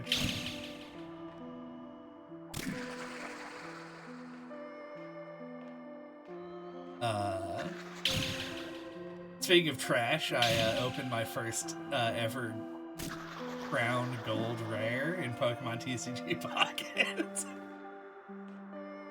Which is my trash right now. Maybe I'm secretly a contrarian asshole and won't accept it about myself. But the idea that like people like want to play that game is as strange to me as people being really into Pokemon Go. I think both were like big Pokemon mobile games that like I just don't see the appeal in whatsoever. I've played both, and TCG Pocket feels more Pokemon like a game. fan. That's true, yeah. Than Pokemon Go ever did. Pokemon Go was an engagement farming machine. That's like its purpose to exist. And TCG Pocket is also that, but it does have a video game attached to it, which is good. Did I fucking find it? What? I found it? No. Oh, okay, here we go. Yeah. Now we're getting somewhere. Yeah, no, I'm enjoying it. I think the game part of it is actually quite good, but I will admit that I am a collector at heart, and so I have spent... That's true. Yeah, I have spent a lot of time on the app literally just like collecting. And I'm like on the subreddit being like, how do I... Does anybody want to trade a Vileplume for my Charizard? Does it? Okay, so here's a question, legitimate question, not a criticism. Or, putting you on the spot or anything, but like, does it, how much in comparison to like collecting something tangible in real life, like, how appealing is it to collect stuff to you in TCG Pocket versus like collecting real Pokemon cards? There's definitely a metaphor here that I could use. Because like, to me, like, I liked a lot. Like, I have not engaged with Pokemon cards in like forever. Yeah. But like, I really liked collecting Pokemon cards. But like the idea of collecting them in a mobile game is like not even a little bit appealing to me. I want to say that there's something that I'm thinking of that is just not coming fully to mind. But it's like collecting things in real life is my passion. Right. For sure. But collecting something in a video game is like it like tides you over while you're not getting like a big hit in reality, So it gives me less of a dopamine rush than collecting things actually does. But it is something that I have. Okay. That I do enjoy doing. See, I feel like that's a piece of the human puzzle that I don't have. Just collecting things in video games does like jack shit for me. That's honestly probably good mentally. And also just for your free time generally. Yeah.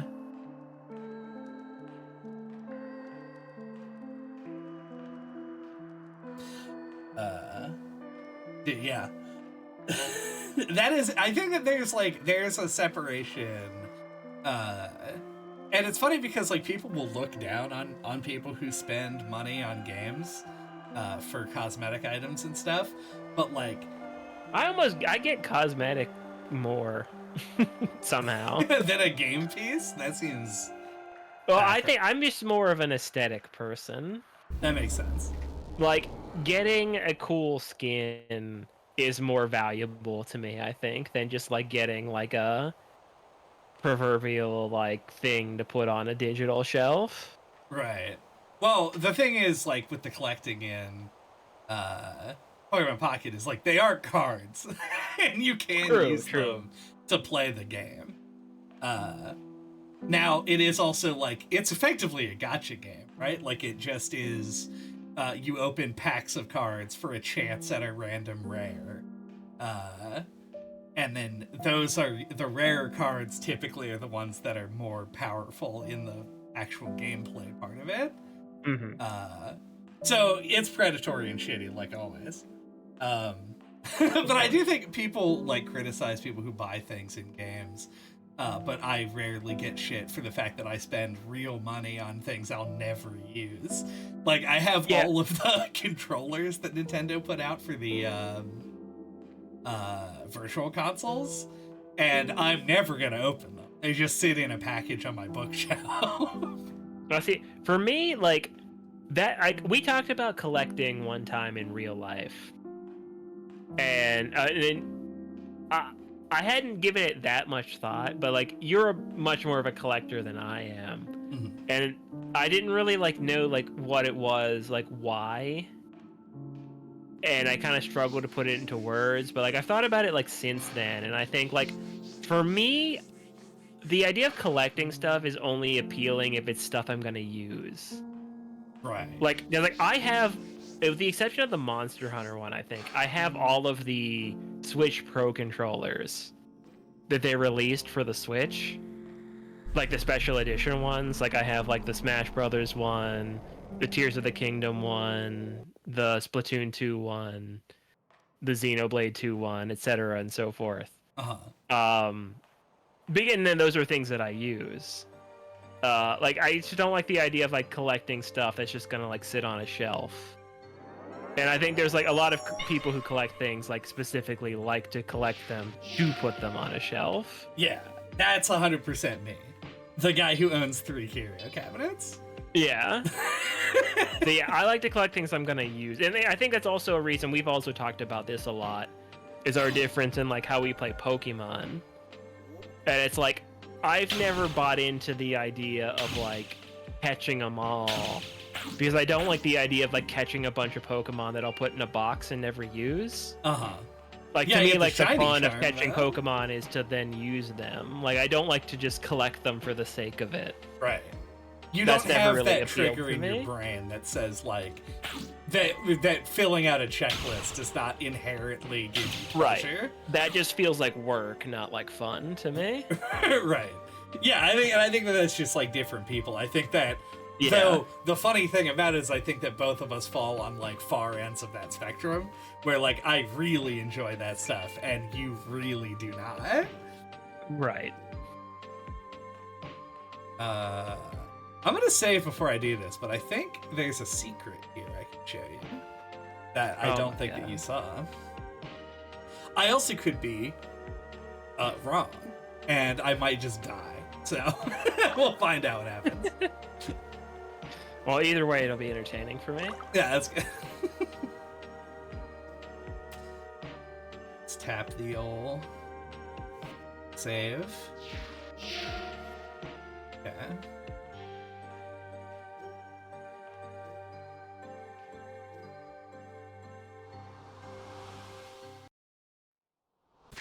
Oh my god.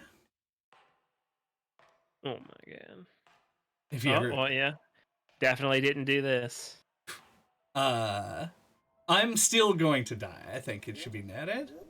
The Holy Battleground. Yeah? How is anyone supposed to find this? Oh, you just jump off the bridge. Easy peasy.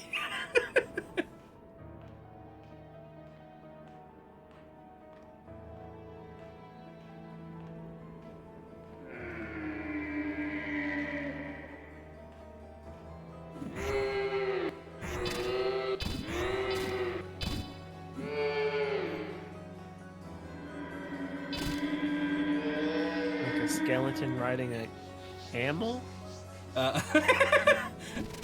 Seems that way. Oh, okay, alright, Okay. that did damage. Oh, you're getting pretty low on health there. Yeah, I'm just gonna die here. This is like a endgame sort Yeah. of situation. But yeah, that's there. I forget what you get for it. It's like a spell or a weapon or something, but it is real.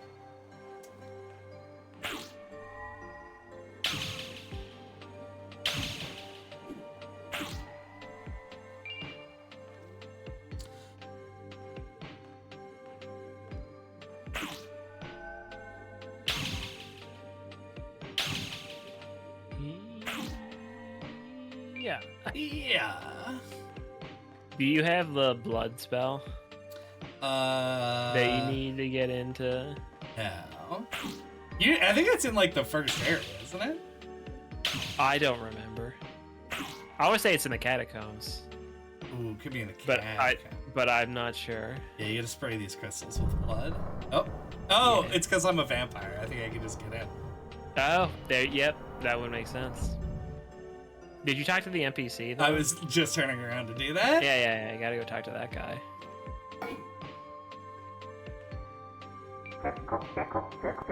Garrot the Hound.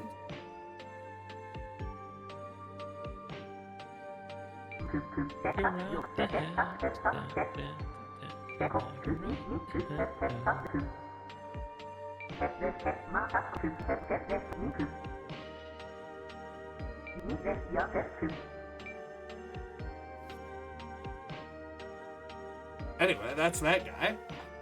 I don't know if this is gonna be like a zone I can do this level, but we'll see what happens.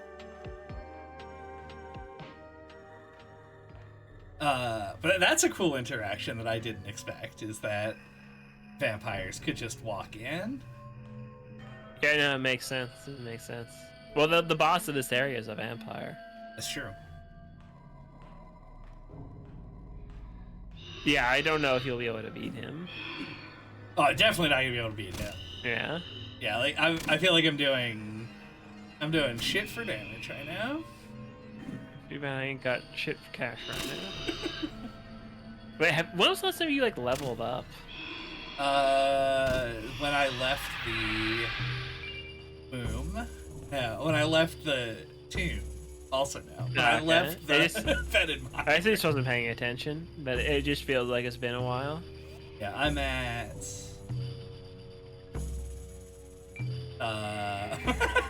I don't know how to tell you. Oh, there it is. Level 18 right now. Oh my god. I That do seems have the pretty low. experience for a level. Ah! Get out of here. Get out of here.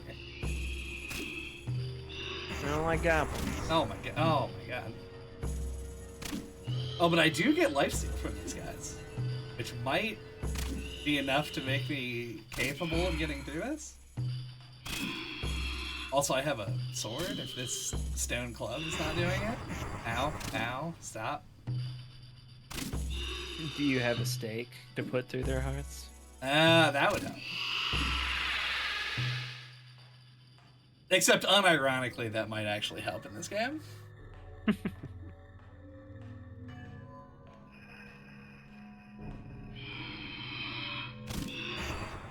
Ouch. I should have actually let that charge. Yeah.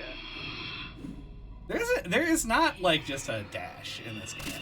You have to like guard, which is I don't think I ever did.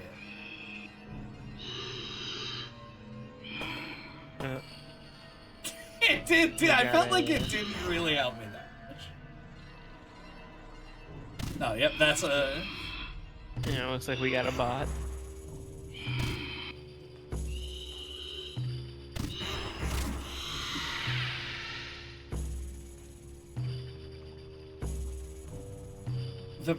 I love that they're using alternate characters to get around like auto mods. Yeah.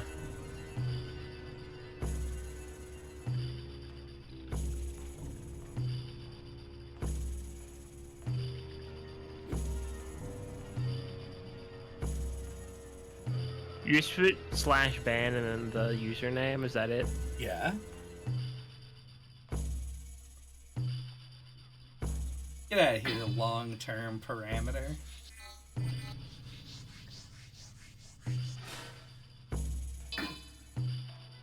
I thought you could melt that? Oh, can I do it with the torch?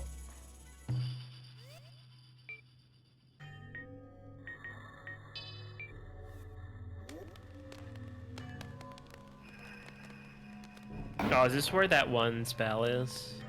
It's like a guy who like follows you. Yeah, it's like the sword. It's like the Yep. Castlevania sword.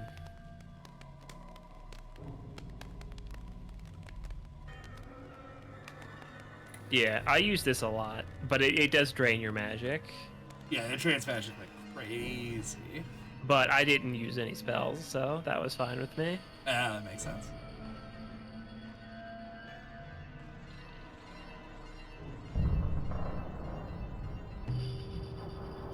But I thought that was a really cool... I wish they would have put that like earlier in the game. Because like I used the fire spell ring to melt that ice. Yeah. And I was like that would have like incentivized you to like use your spells like more in a more clever way. I think if they would have put that early. 'Cause, like I immediately thought to use the fire spell to melt the ice. Right. It just felt very intuitive, and it just seemed like that should have come earlier. Or would have been ideal if it came earlier in the game. Me thinks.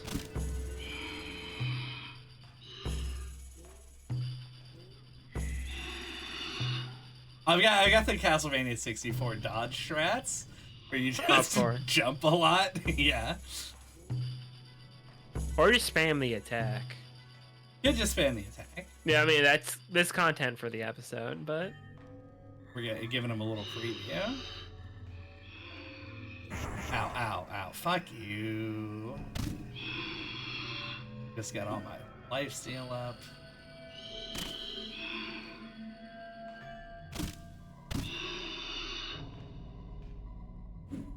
Oh. Oh, ow. I'm on his head. Get stunted on. Ow. there. Oh, he died, but I didn't get as much life as I would have liked from it.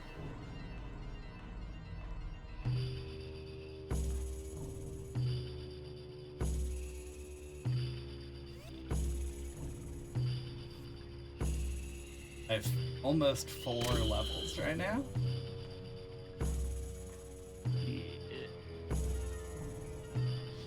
These guys, yeah, they're weak to fire. But I'm trying to imagine like how much higher of a level I was when I got to this point right? than level 18. Oh, he can turn around?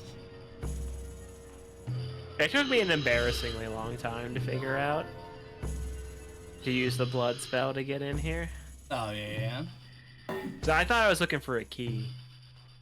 I mean, it is a locked door. Like, I don't think anyone's blaming Yeah. you for thinking that it might have been a key. Oh, Jesus. That did no damage somehow? Also that one? Yeah. Yeah. Oh, that's bad. Get out of there.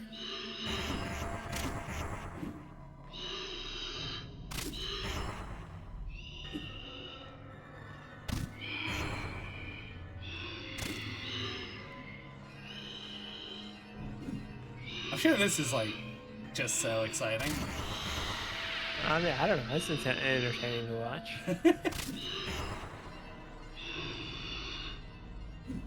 Ooh, the I dodge. mean, this is what video games are, you know? That's true. This is God. This guy knows how to play video games. Alright, just like fucking 6 more of them. Alright, just pretend that I'm good at video games. Yeah.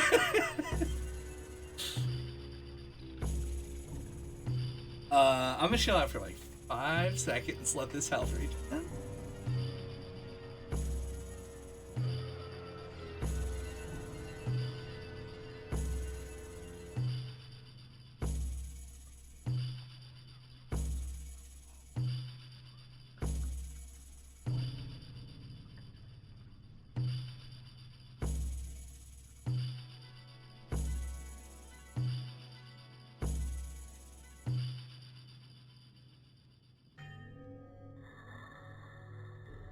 All right, my throat has been juiced. Get that sweet, sweet throat juice.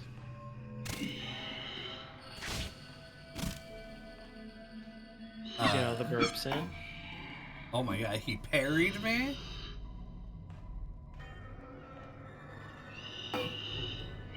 I realize that picking vampire is similar to starting with life ring in Dark Souls, where it's like the lifesteal not actually that strong. Isn't that only Dark Souls 3 that has that? Yeah, I think so. Though Dark Souls or Elden Ring has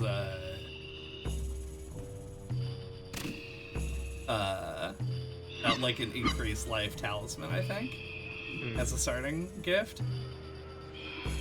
Yeah, I feel like that's like the best one to pick. I'm a stone sword key guy these days. Classic FromSoft, getting less and less interesting with their mechanics as they go along. That's true. What is the tiny beings ring? That is a health regen ring. Health regen. That's like from Dark Souls 2? I think that's Dark Souls 3. Dark Souls 3. Yeah, like I know there's one ring as a starting gift that's like a life regen ring. Oh, I think no. that's in Dark Souls 3. Eddie, it might be running away time.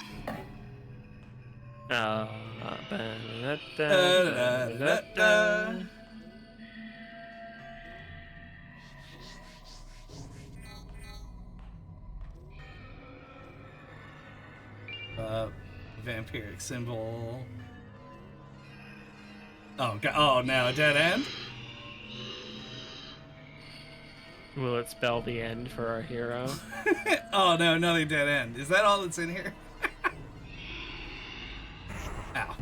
That didn't do any damage. I'm so confused. There have been multiple hits where I just haven't taken damage. I'm not sure if that's an intended mechanic, or Maybe it's because of the vampires. Oh, maybe it's because vampires. Maybe they're hitting me with like a blood-sucking move. Always possible. Oh no, there's a fucking another guy over here. Oh no, there's like multiple guys. Excuse me, I'm just gonna grab this health potion in the dead end real fast. Don't mind me. Don't mind me just running away. Is this a drive-by health potion?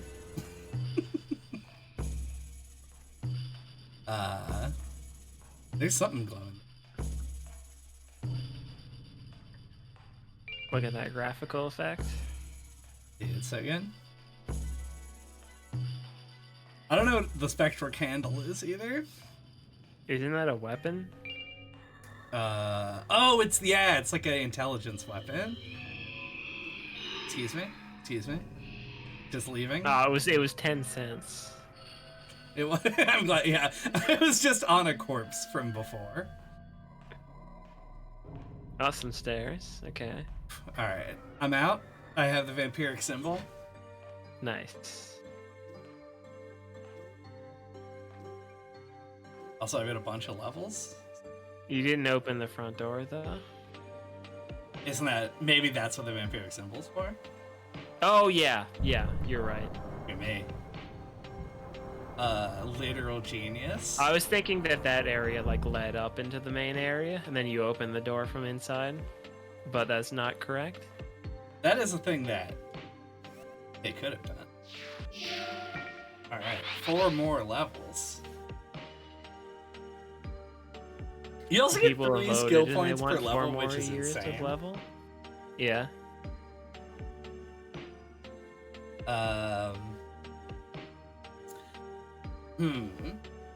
I'm gonna have a thing.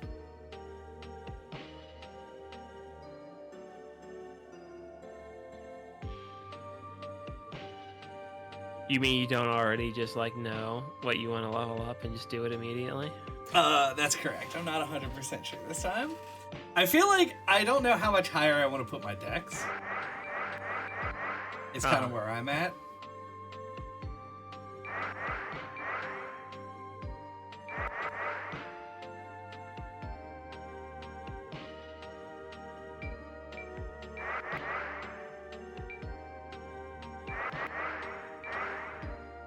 I mean, getting to like 20 is probably good.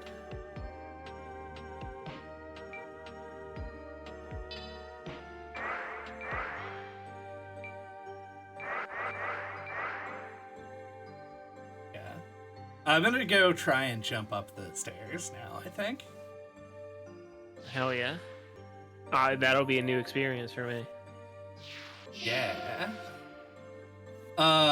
Before I jump up the stairs, I'm gonna go hit something like twice to max Like out the bathroom? the thing on this.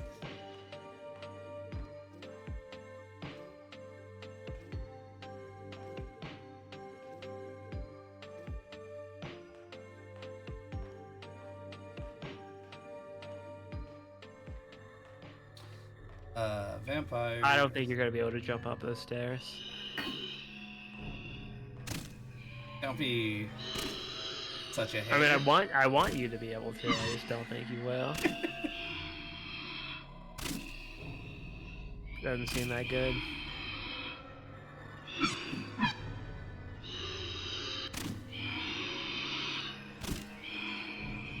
Alright, I maxed it out. I might as well kill these guys because they aren't doing any damage to me.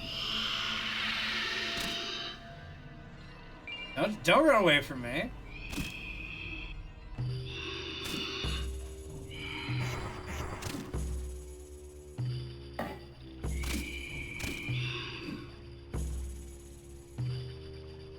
Here.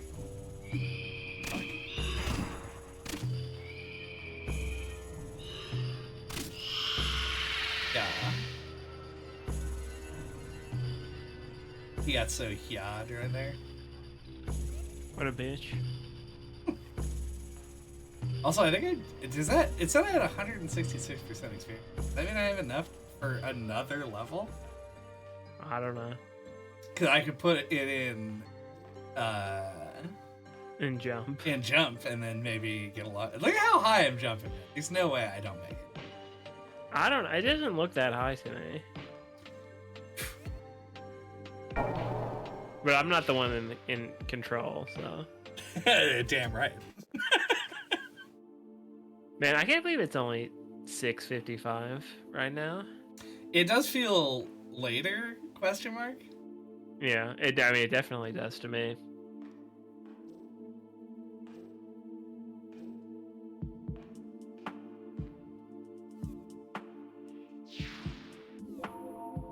Oh my god! Look at this fucking monstrosity.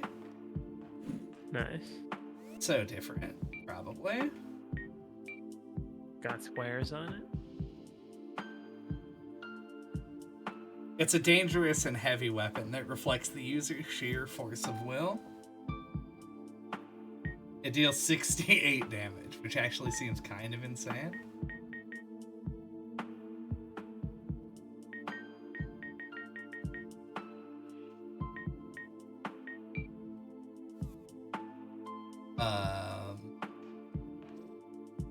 She will eventually give you an elixir. Yep. No, it gave me a blood wine because I'm a vampire. What does blood wine do? I have to check. Is it just to heal or does it do What does anything? The Witcher 3 Blood and Wine do? What does blood and wine do?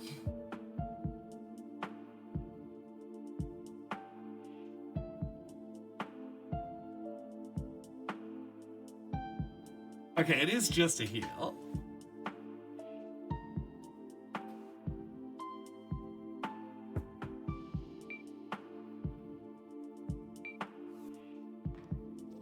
Are the elixirs the things that like permanently upgrade your stats? Yeah. It's like, I think earth you had and 2 ocean. earth elixirs in there. Say what? It looked like you had 2 earth elixirs in your inventory. No, I have 0. They're just equipped. Oh, okay. Yeah. Which I think, yeah, I do actually have an ocean elixir. But Oh do no, I- no, I'm okay. Yeah. You just had them binded to a key. Yeah. Is it E2 or something? Whatever that means.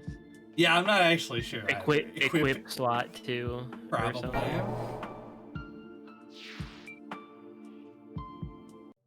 I forget how you fall to the... Do you just use the coffin spell to, like, stack up a bunch of coffins to fall down here? Okay, hold on. Let me let the lag catch up. Oh, to the bridge down there? Yeah. There's a way to get to it from the catacombs area. And then there's one of those, like, triangle eye things that, like, lets you, like, open up, like, an illusory shortcut. You know what I'm talking about? Yeah. That makes a bridge up from the bridge back to here.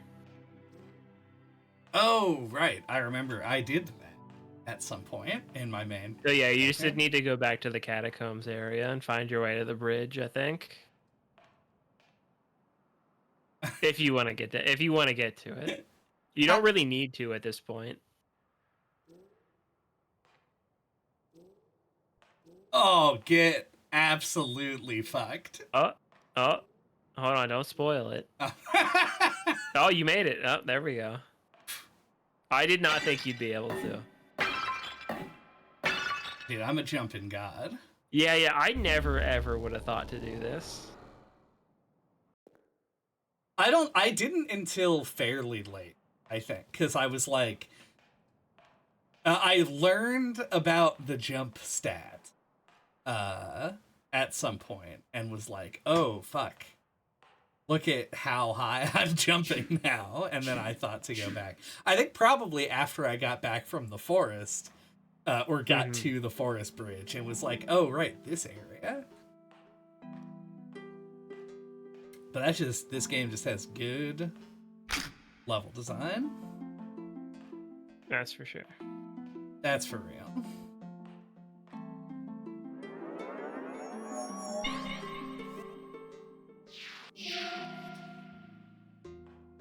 This song is also great. It's like lo-fi. I had to turn on the volume so I can hear it. No, you can't hear the game audio. I realize that now. Yeah, it's like a horrible echo. Great.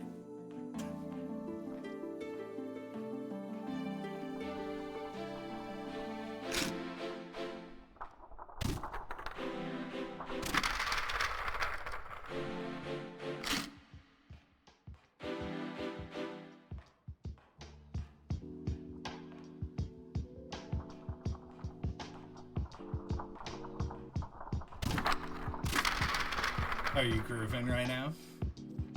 I am grooving. This is a pretty sick song.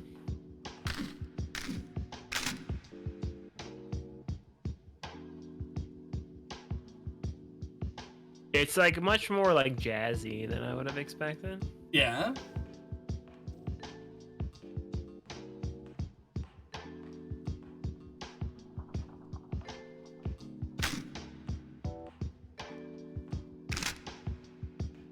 I feel like there must be a more elegant solution to audio than just capturing everything that's coming across the desktop.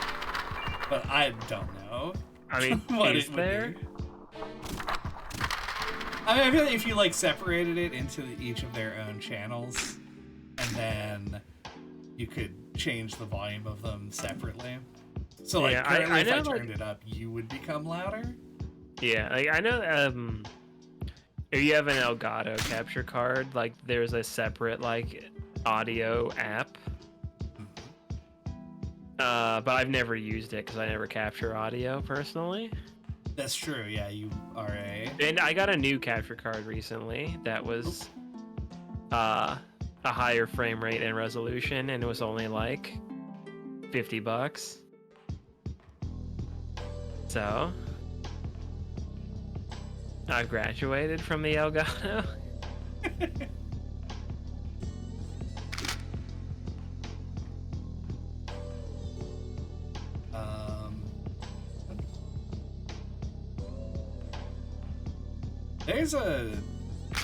There's a wall. Found it. Yeah. If streaming is something you're interested in, it might be worth looking into. I hate getting a streaming. capture card for that sort of stuff.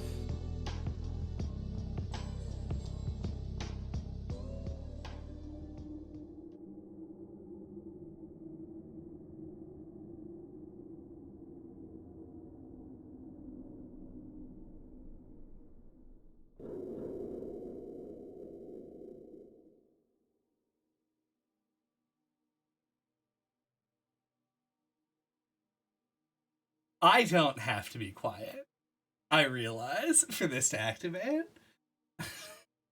But this is a thing. I forget how long you have to sit here, or maybe I'm already done and just don't know. No, yeah, I have no idea what you're doing. If you stare at this dead body, the Uh-huh. sound goes away, like the music stops playing. Okay. But you're supposed to get an item, but I don't remember if I already got it or if I have to like back up something else. I'm gonna let it sit for like another couple of seconds. More great content here. That's probably a good idea. Usually, like mechanics where you have to like sit and wait, you have to wait for like way longer than it feels like you should. You were not wrong. There's another weird one in this area that I will try for if I can remember how to do it.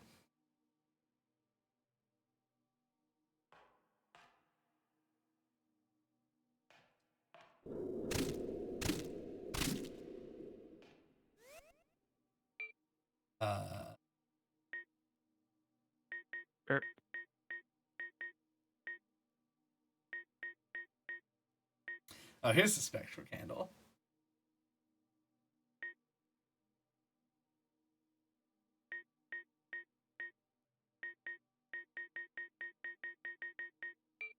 It wasn't that.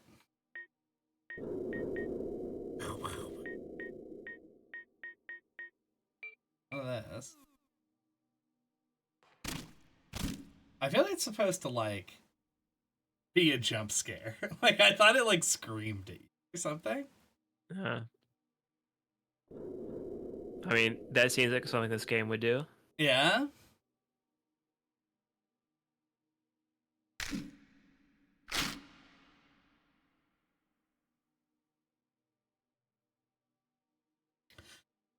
I don't know. Maybe it was like just an achievement or something. I don't remember.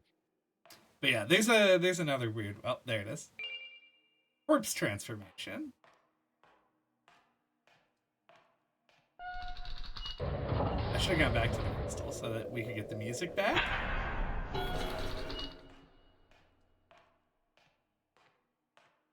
Too late. Too late. We're already in the hall. Now we are. The music will also change here. All right, let's see what corpse transfer does. It's a cursed spell given to the residents of a great well by a king of old. Transform the caster in. Oh yeah, okay. Transforms the caster into a corpse so they become free from the prison of life. It's a spell that kills you when you use it. Nice. Well, are vampires really alive? That's a, maybe it works differently on the vampire. Though there is also a class called undead that I imagine might actually have a difference. Fuck you, painting. I need a new weapon to upgrade. Fuck you, painting, and Yeah, fuck you, well.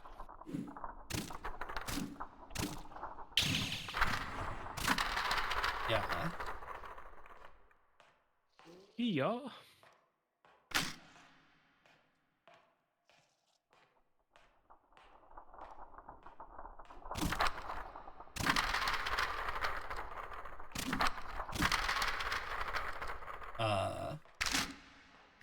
Steel Club.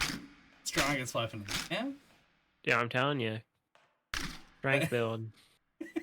They really did do the Dark Souls thing here and make a club just really strong. My most recent playthrough of Dark Souls, I played the Great Club, and I was like shocked at how much damage I was doing.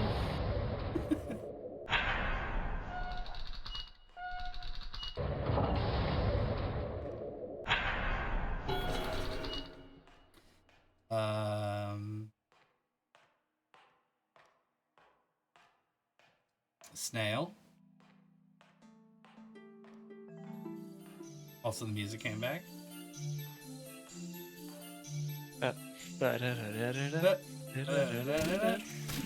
Why doesn't this game have Castle Pass?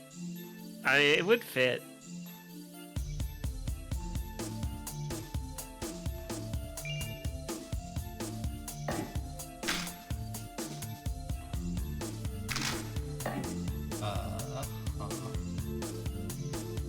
Yo. Go. This goes so hard. This does go kind of unnecessarily hard. Oh, I've never heard this song before.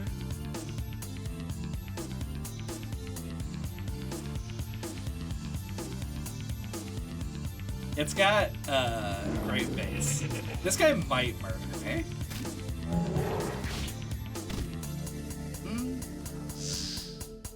Oh, this coming. Yeah. Oh, never mind. I took his head off. I remember fighting those in the whatchamacallit the tower. Yeah. Which we beat in like 26 minutes, and it took me an hour and 3.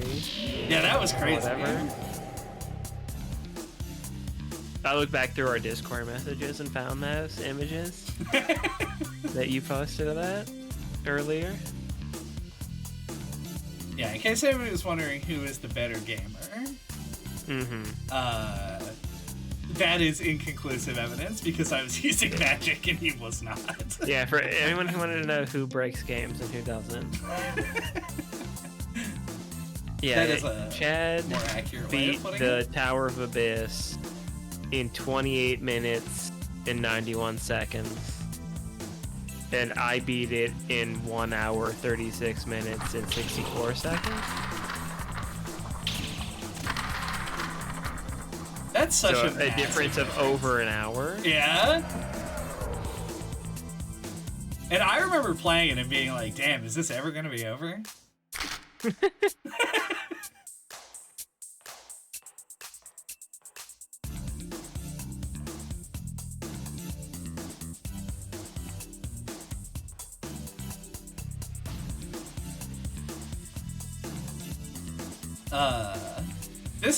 This isn't performative because I literally, no one can see me right now. I am alone in my apartment with my door closed.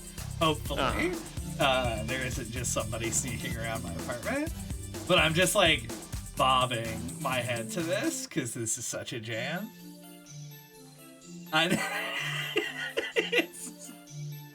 It's so intense.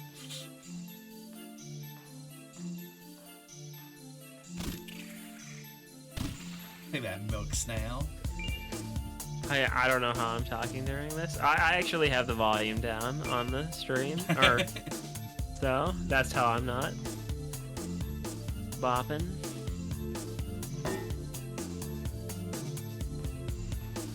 But I mean, the song does slap.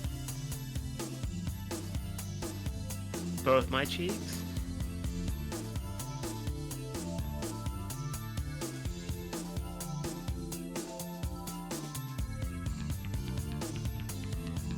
If only you had the bridge spell. Oh man, I forgot that there was a bridge spell until you brought it up on the NOCLIP Awards. It's like the #1 thing that I remember about the game. It's the thing that I never found.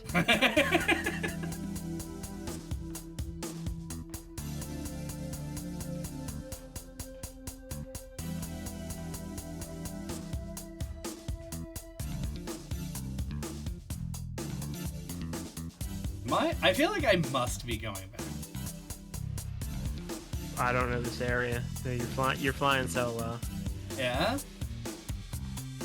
Yeah, here's the snail shells. That door is locked. There's an elevator that I passed because I thought there was more, but I think I should just take the elevator.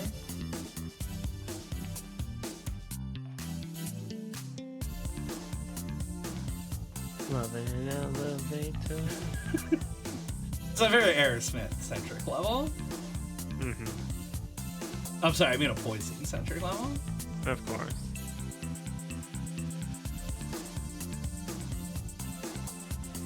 This bookshelf looks a little weird, huh? Hold on, wait for it to catch up. Yeah, that looks a little weird. That's a little bulbous. Yeah? Wonder if that's a secret bookshelf?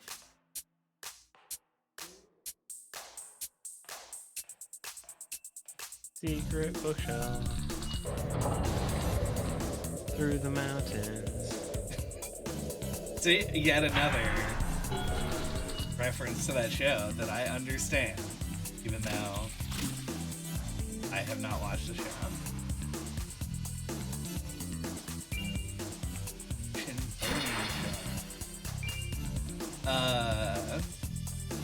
Here's an unfun fact.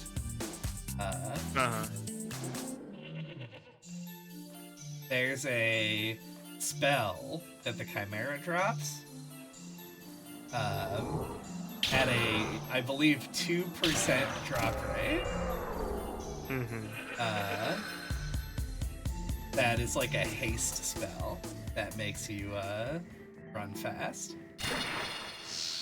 He sure is chasing him.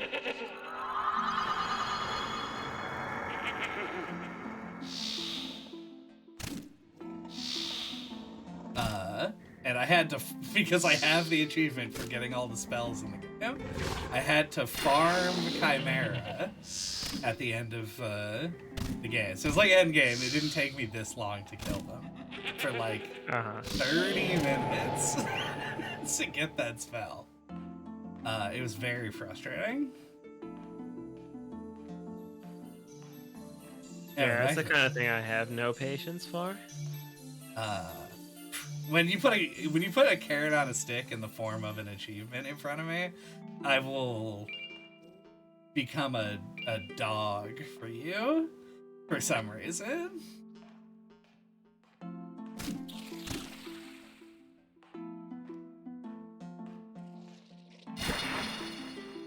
Critical hit.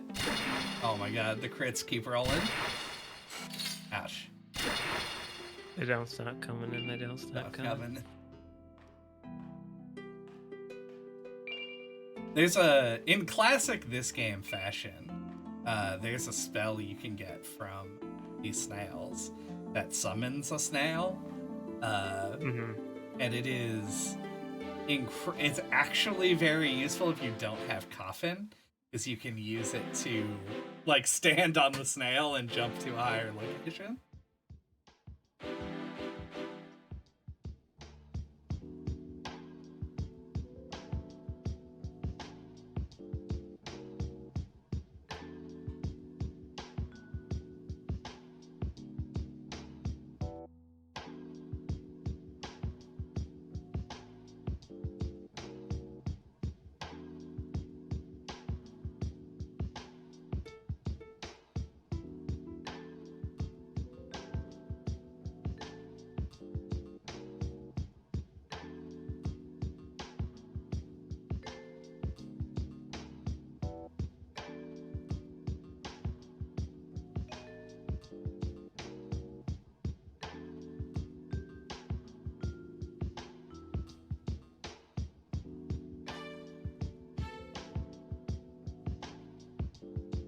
Are you there, Chad?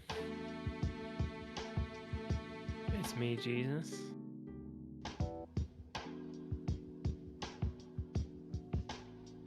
I am, hold on. I thought you might have gone to the bathroom or something. And just not said anything about it? Yeah. Apparently I'm in the wrong spot. Hold on one second. Well, I'm gonna go to the bathroom. Have fun. Oh, wait, hold on. Wait, can you wait 15 seconds? I can. Okay. How's your day been going? It's pretty good. You get anything productive done before getting on stream? Not really. There it is. Did you see that it said ooh woo? No. Oh, yes. It just popped up. So staring at this loop in this tree gives you the Axe of Harming, which looks like this. That's the most asinine thing I've ever heard. What the fuck? Who would ever figure that out? I don't know. I don't know who figures out any of this stuff. But it has negative 1900% guard, which means if you ever guard with it, you die. You take 20 times the normal damage. Wild. But it does have an ability. How do you backstep? Oh yeah, you tap guard. Remember. It makes you like do this really fast.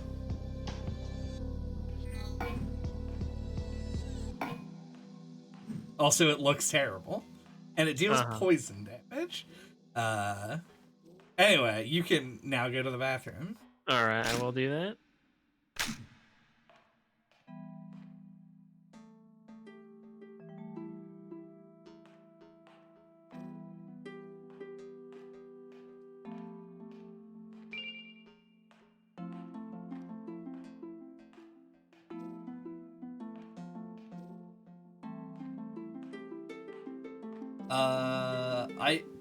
I genuinely don't know if there's a shortcut back upstairs from here to get back to the crystal, so I'm gonna have to play it cool.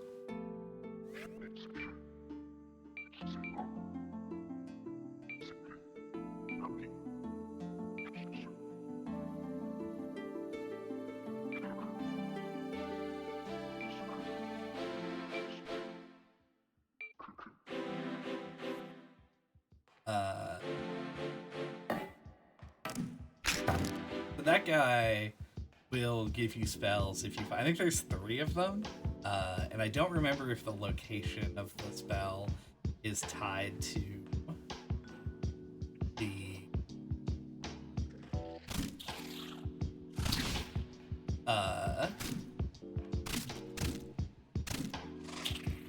Okay, this actually sucks.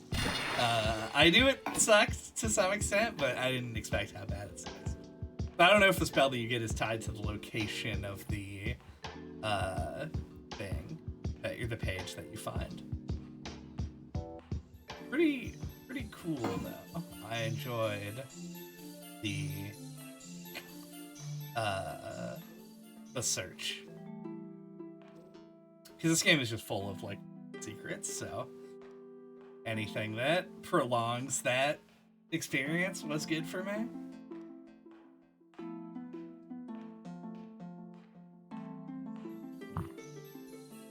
I'm back. We're back. I talked to Daedalus while you were gone. He's like a guy who reads books that were soaked in black ink in order to remove their vanished knowledge from the world. Pretty cool, huh? Uh-huh. You could have just made that up. I have no idea. I could have, but I did not. I'm pretty sure I'm getting to the end of things to do in this area. Until I come back later, I think, with, oh, fuck. Get back here, you punk ass. You punky Brewster. You punky Brewster. There's like, I don't remember what you have to do. There's a door that goes to another area in here. Do you have to have something to get through it? Or maybe a spell or some shit? I remember a lot about this game, but like, there's so much to remember that I can't remember all of it. Right.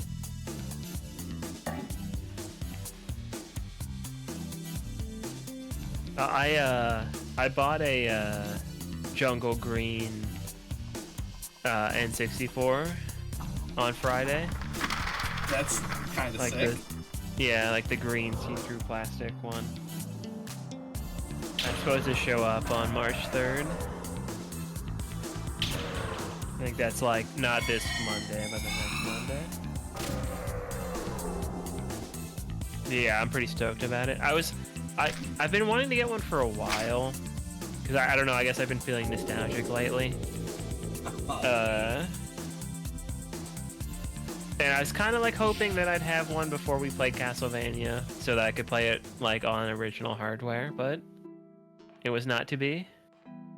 Yeah, that is a bit true. That being said, And it would be podcast content, so we won't talk about it, but yeah, it would be definitely much harder without save states. yep, that's what I was gonna say.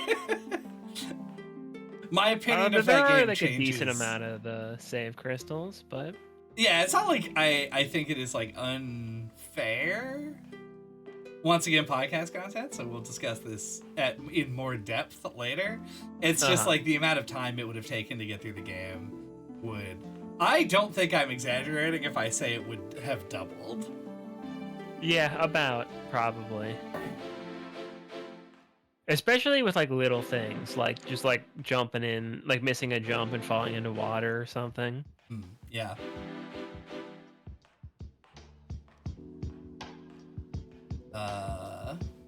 Well, I hope you enjoyed your stay in the archives. Yeah.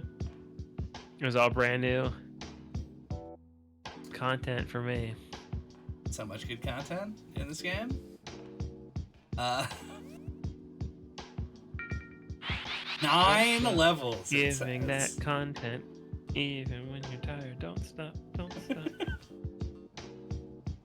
I mean, am I just strength maxing? Yeah.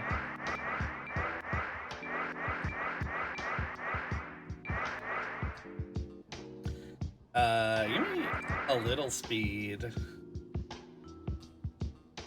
For the sake of being able to ever dodge anything.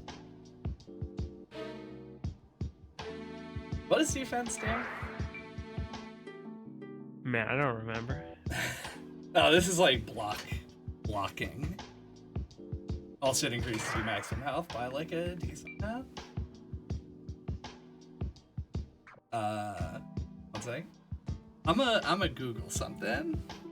All right.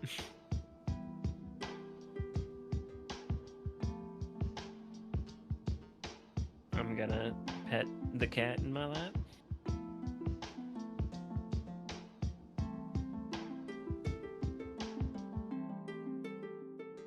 Is this developer working on another game? Is there any news? I'm tragically bad at keeping up with that stuff, so I'm not sure. I'll look it up.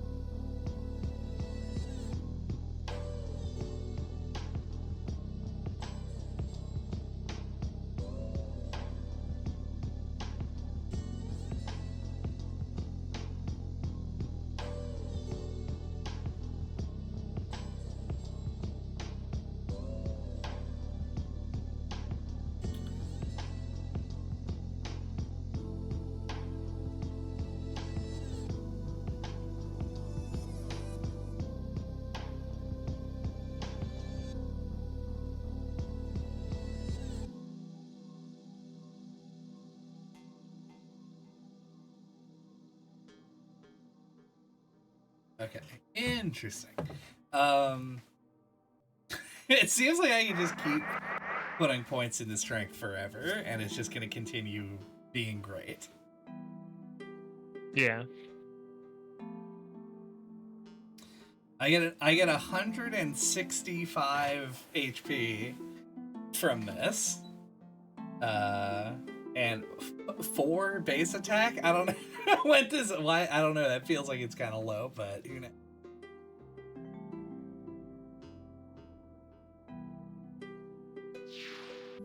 Sure. Cool.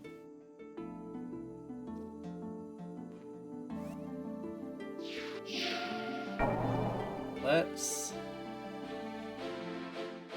I don't know.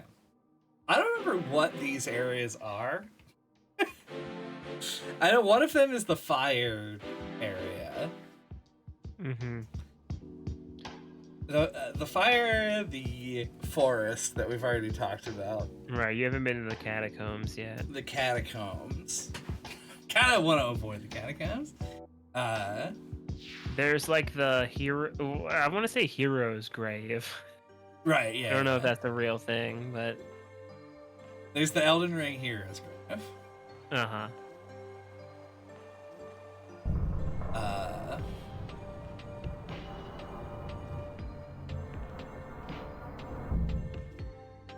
And then like the final area, I'm not sure.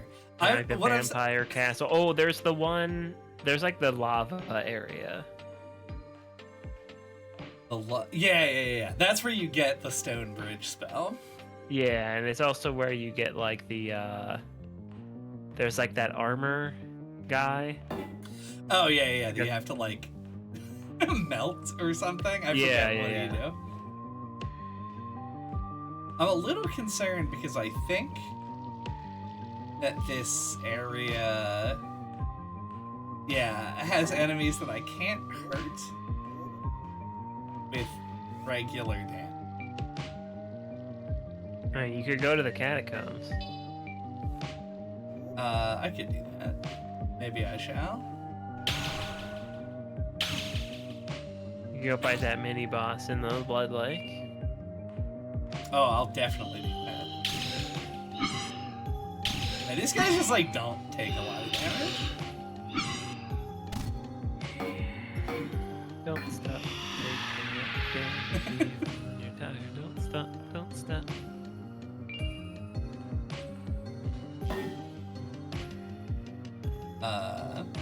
No, I think I'm gonna get the first key in this area, and then I'll go do the mini boss and then go to the catacombs. Get the fuck out of here. Oops, that's the wrong button. That's fine. I'm curious to see if Demi is in the catacombs when you go there. Oh yeah.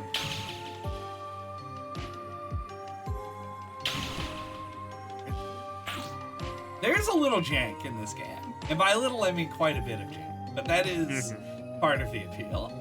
But yeah, it's like the good kind of jank, you know? Yeah.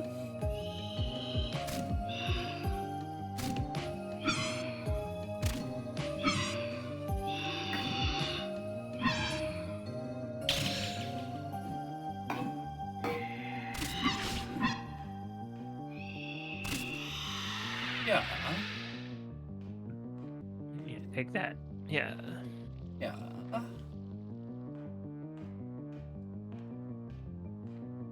I do this when I'm playing games alone also. It's just verbalize I do, everything. like, internally, but, you know. That's good.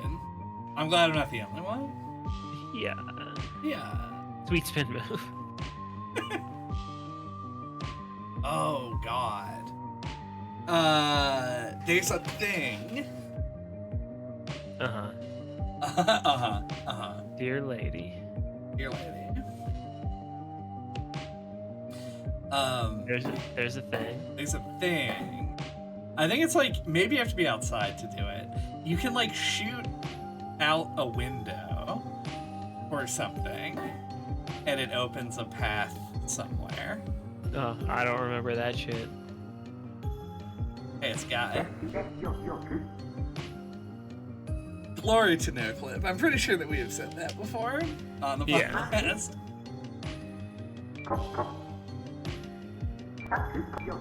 Glory to the gamers. Oh, yeah, glory to you. Crossbow. Nice. That hurts me because I'm a vampire, I assume. Yeah, definitely. Blood of Christ. Yeah, it's the blood of Christ. Yeah, okay. Empiric symbol for the blue doors.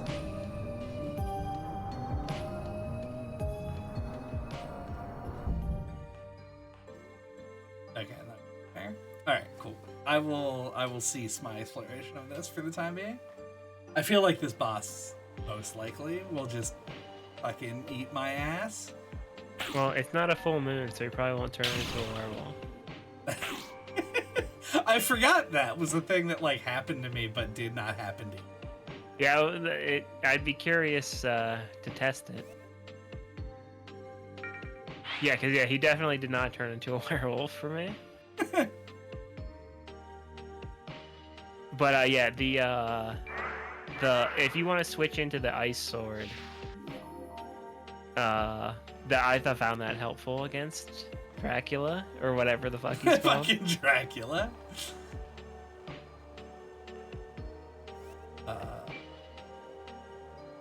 Oh, did you get the sword of his mom, whatever, Ophelia or whatever? Not yet.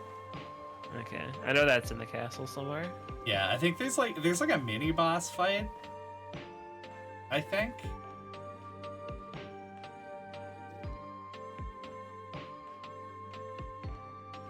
This one, dude.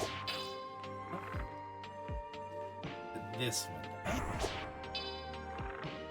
Why did that say no effect? The runestone has no effect. Cursed?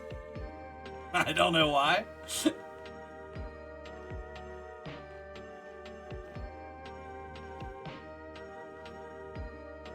Gotta love those chains.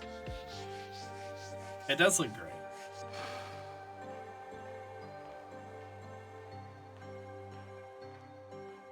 Oh.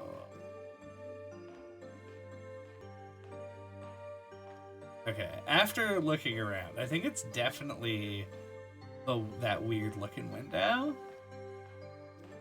The circular one? Yeah, but I don't know how to actually, if you have to like hit it with a spell or something, I'm not sure. Yeah, I'm all about like cryptic secrets in video games, but like, how's anyone supposed to figure that out? I think that one has a clue in this area, like a book or something. Okay, that's fair then. But I don't specifically remember. Maybe it doesn't, and it was just something I found at the end of the game when I was hunting for spells. Who can say? Yeah, we should explore some other areas just for the sake of showing it off. There's some shit up there I don't remember how to get to. Probably the coffin spell. Oh yeah, something like that. I think there's like a bunch of skeletons. With your 7 skeletons.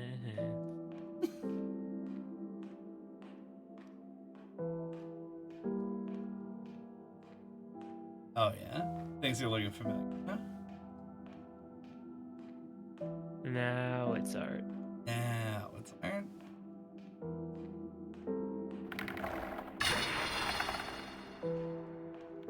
God, magic was extremely strong.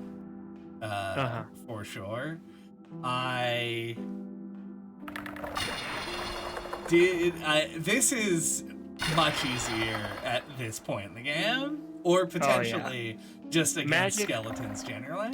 I think magic is just like exponentially greater the later into the game you get. Right.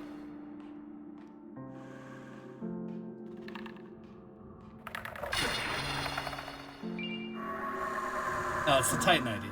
Right. Yeah, basically. Oh, he does shit for damage. Yeah, I had like the, too bad I don't do shit for damage right now. I had the elfin bow when I fought him, so I was able to kill him without taking like almost any damage at all. Did you like, something happen to your screen? I am blinded. Oh, okay. From a spell. Yeah. I see. Because you had the elfin bow, and I do not. So now the stream is just blackness. Right. Eternal darkness.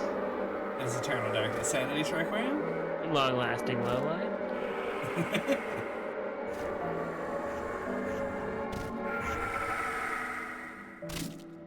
I don't love that I can't hear when I'm taking damage. As a developer of Lunacid, I apologize. Yeah, come on, dude.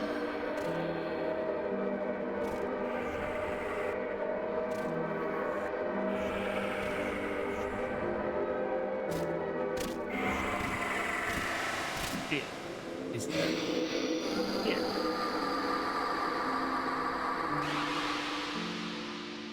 Ding dong, the demon's dead. I only get an ocean elixir from that? Yeah, you don't really get anything. Bummer. Yeah, I remember like being like certain this would be the way forward on my initial playthrough, and then being pretty bummed when I beat him and there was nothing over here. Yep, here we are. Hanging out with nothing over here. There's also that fucking like Jotun or something. Oh, the giant Dr. Seuss monster. Yeah. I did kill him, but I didn't bother. yeah. I didn't do it till the very end because it has some like negative effects on your game state. But I think you have to do it for one of the endings. That makes sense.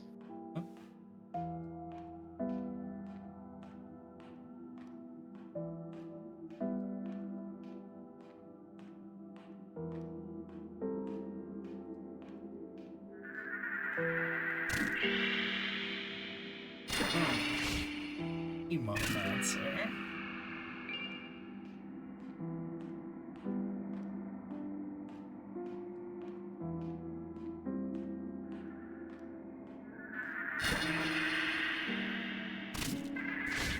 Ouch.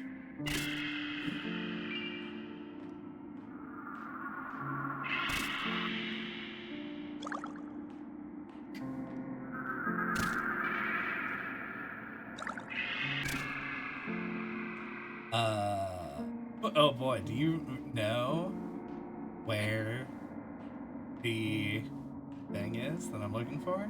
The catacombs? Yeah. So if you were like standing in the Blood Lake looking at the vampire castle, it's to the left. Okay. Basically like the opposite end that like the demon you fought is on. Yeah, I think I'm going the right way. In Yeah, fact, I it think may you be are. these stairs. Or Yeah. I'm back at the vampire castle. It's one of the two. I'm back at the vampire castle. Oh, well then you need to go to the left. Or if you're coming out of the castle, then go to the right.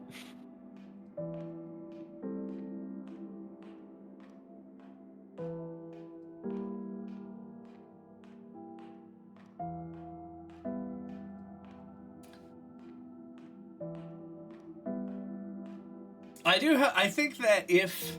So my intention with this was to convince more people to play the video game Lunacid. Uh-huh. If you are watching the VOD, at this point... Yeah, 3 hours in. 3 hours in, I would hope that you have been convinced and have just started playing it yourself. Yeah, I mean, the early hours are pretty strong. Yeah. I feel like in the spot that we're in right now, it's like, for me, I am doing things that I like am relatively familiar with, but this was like so cool and weird when I played it for the first time. Yeah, this is kind of a low point of the game, I think. This like in the middle, section. yeah, in the middle, it's kind of hard to know where to go. Very true. I mean, we also provide intellectual banter. That's for sure. Of course.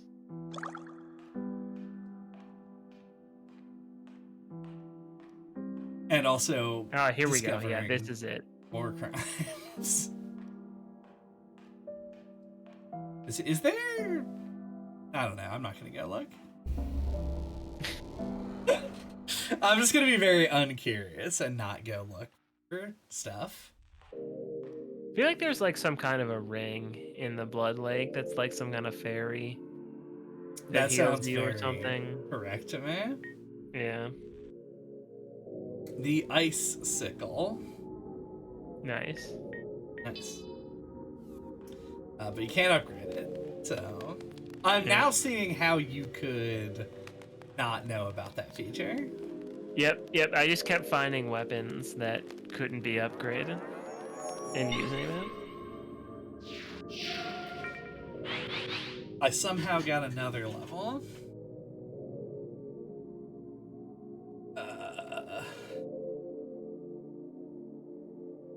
I don't know. What do the people want? Do they want to see me jump higher, or do we think that I'm jumping high enough? The people are always going to vote for you to jump higher, I think.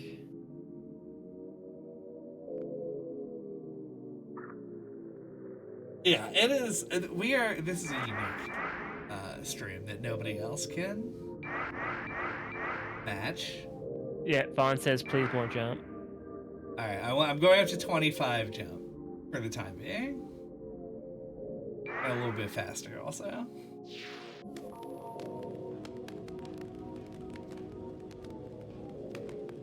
Oh, can I jump here? That is the question. Oh yeah, jumping up till you can get to the whatever furnace thing.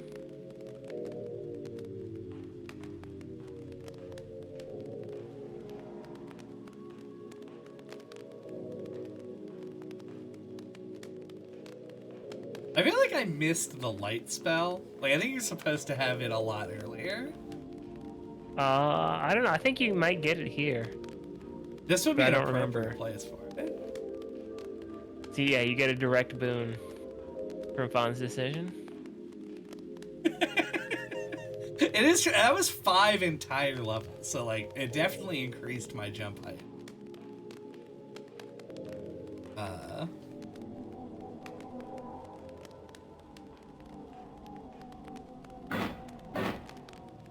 I will throw out, this area does kind of suck ass. Oh yeah, it sucks huge ass, especially if you go through it or like in reverse, like I did, and didn't get to the crystal till the end of the level. Oh yeah, that is rough.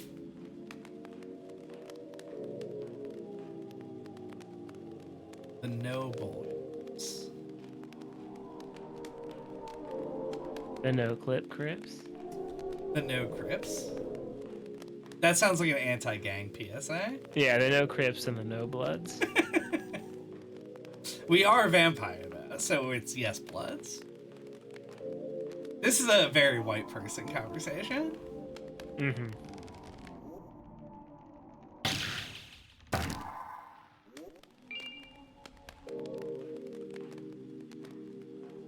Yeah. Yeah. Destroy that art. This game has a heavy anti-art stance.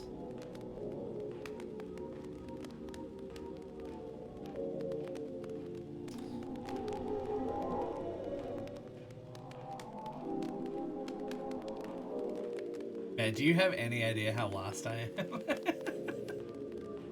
am? Yeah. Yeah, you have a pretty good idea of how lost I am. Oh, there's a horse head. Oh no, that's just an ethereal thing. Yeah, that's like just like a landmark, I think. Yeah. Yeah, there's like a handful of things you need to do down here. I don't remember what they are, but you can find the Vampire Slayer sword, I think, down here. That sounds like it'd be bad for a vampire. But you could use it to fight Dracula. I could use it to fight Dracula. That would make some sense. Oh. Hold on. Yep. Ego. I can't hurt this guy. Oh, I can hurt him with the torch. The runestone has no effect. Okay, he teleported. I'm gonna go out on a limb and say this is not worth it. Do you have the fire spell equipped still? I do. Maybe blast him with that. It takes like 53 years to charge. Yeah.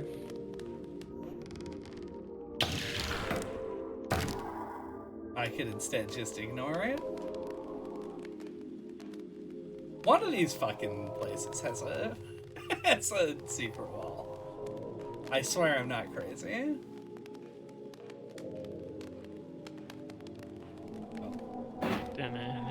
Fucking Migos is back. Da, da, da.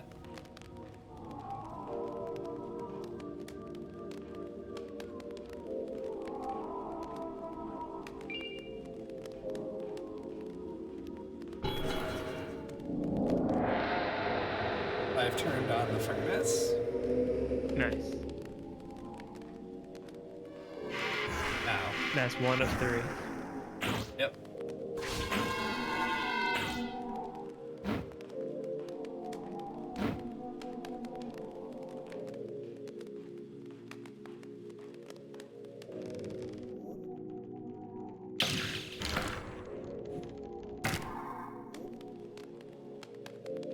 Ba-da-da.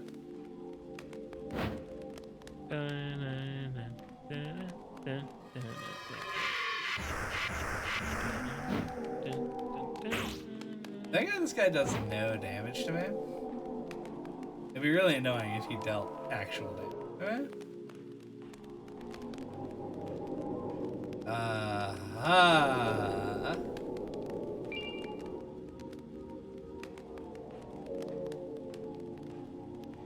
Worth it. There we go. I know there's also one that is like blocked off that you can come up from. Yeah, there's a bunch of secret doors in here. Yeah. In this area. I'm gonna go up to see if I can find Demi. I think she gives you the lightning spell. Maybe. Yeah, if she shows up in your game. Right. Yeah. Because she definitely was not up here in my playthrough. But it might have been because of the order I went through the game.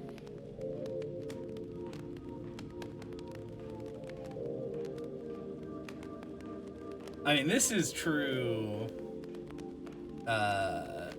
dungeon crawling. What we're doing right now. We are crawling.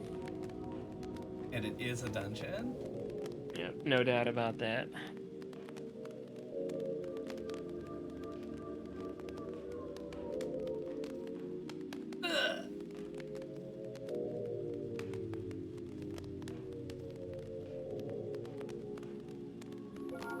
I hit the wrong button again. I'm so Dark Souls out right now that I'm pressing the D-pad to switch weapons.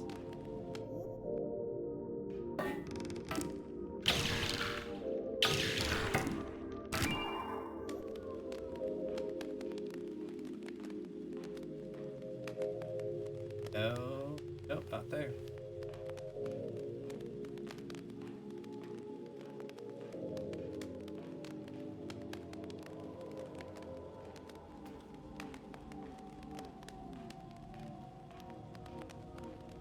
There she is.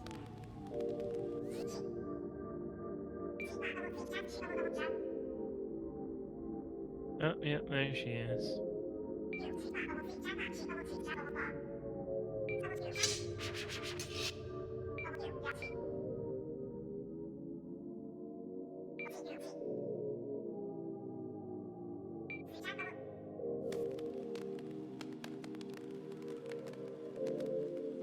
Okay, they actually just say words, and then you get lightning out of a chest. So, There you go. I remember getting the lightning spell out of the chest. lightning is, I think, one of the best spells in the game, at least from my experience. Now, it is a good damage spell. But if I'm not leveling intelligence, I feel like it's just not gonna be that good. Yeah, dude, I'm telling you, the sword. Ice sword. Where is the ice sword? Didn't you already get it? No, I got the ice sickle. Oh, I thought you got it like in the part with the basement of the vampire castle. There's like a big block of ice in a cell. Oh, They get you to mean melt. the spell. Yeah. Yeah. I didn't get that. In my opinion, that was like the best spell for a non-magic character to use. That's probably true. What just happened?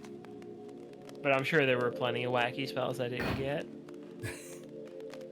I do have all of the wacky spells. Yeah, it was for me. It was Coffin and Ice Sword. Yeah, Coffin is absurd. The entry.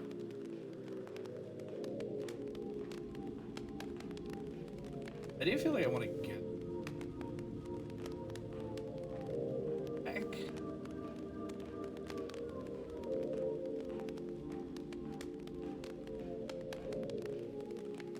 Because I want to look at the right side of the area. I think there's it there. Yeah.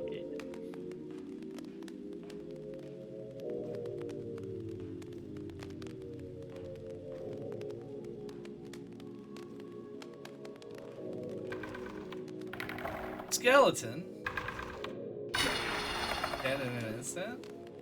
Skelly B. Johnson. Skelly B. John.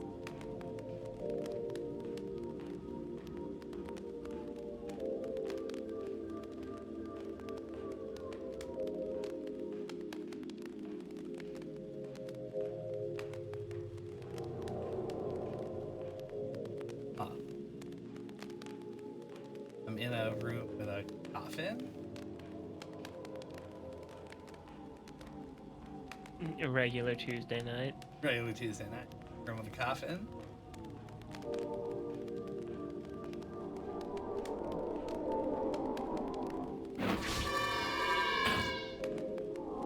Fucking go. Huh? Hmm?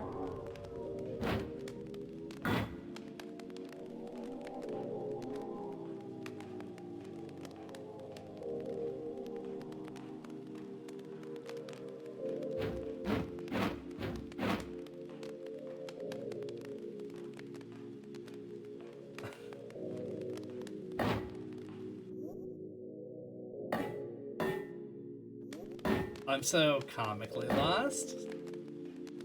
Yeah, I mean that's just kind of this area.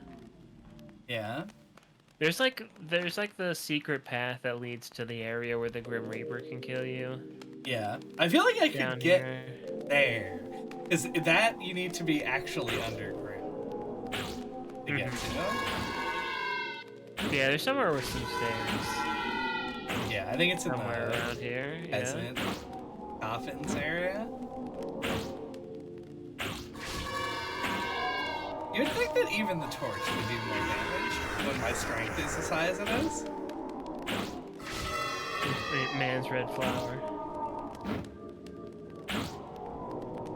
I'm sorry. Oh, what? Fire. Uh-huh. Man's red flower. From the Jungle Book. Okay. Thanks for giving me absolutely nothing.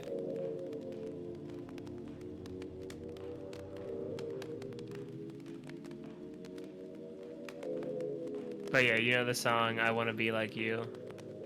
Vaguely. Yeah, that's just one of the lines from it. He says, "Give me the power of man's red flower, so I can be like you."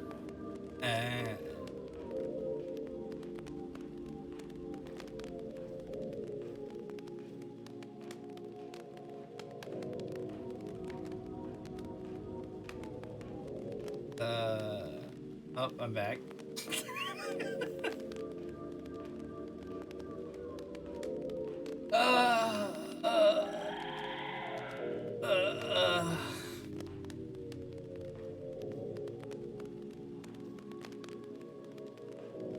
Yvonne knows. A man of culture. A real man of culture in chat right now.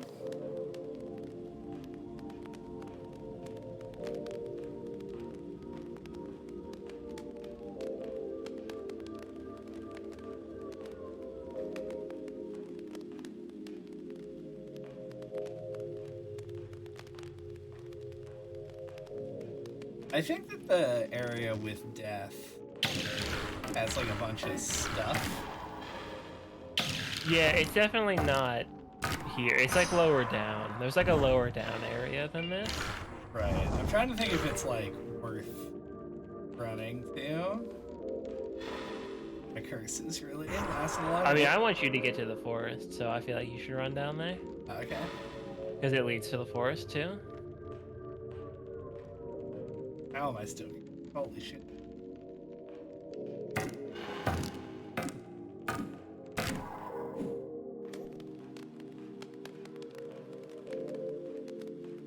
Alright, if that's the case, then I think I need to find the other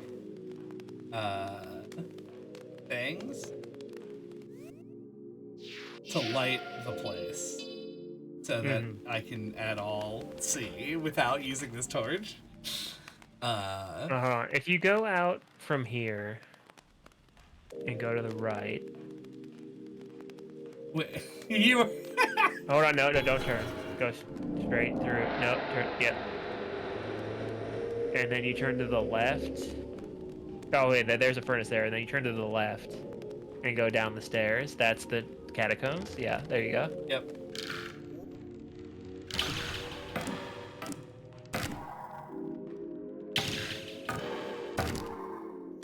I'm just double checking for some stuff here before going down.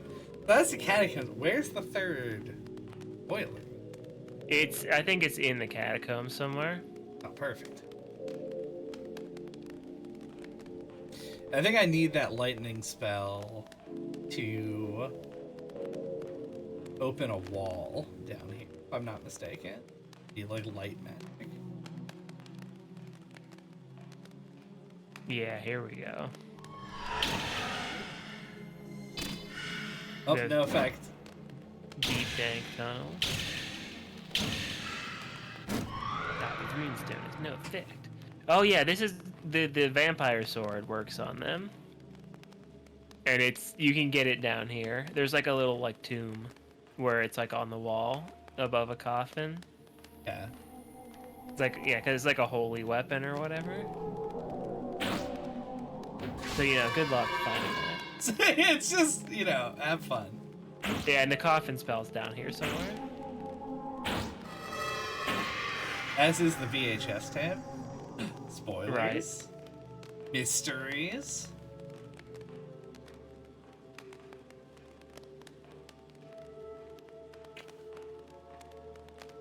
I turned all the way around and came right back to where I started, huh? Classic. No, this is a different Oh, area. Okay, yeah. It's an area like this where the sword is. Yeah, you go up like some stairs, there's like a coffin, but there will be a sword on the wall above the coffin.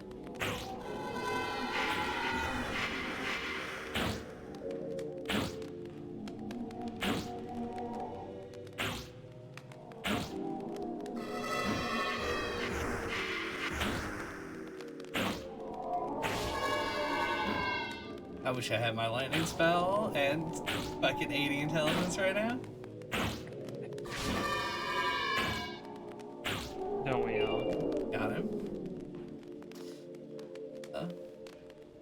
Boiler. I hardly know her. Pretty good. No.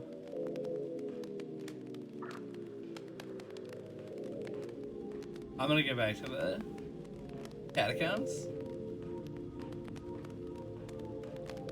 Because I've already been in that area.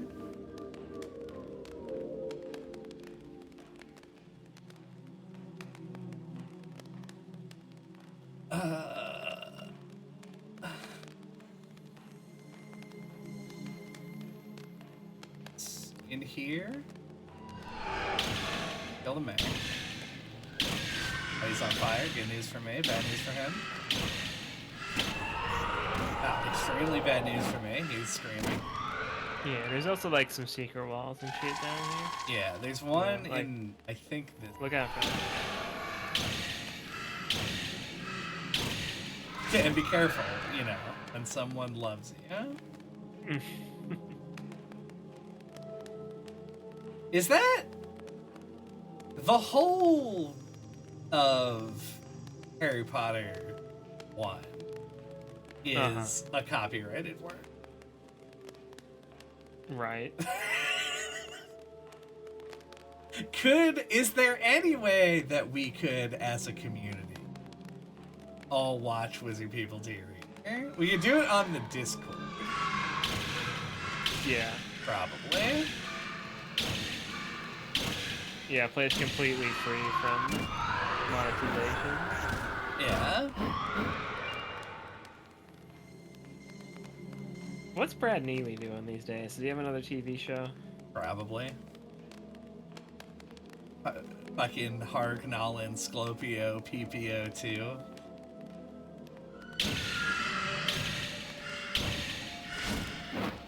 Scorpio, PPO.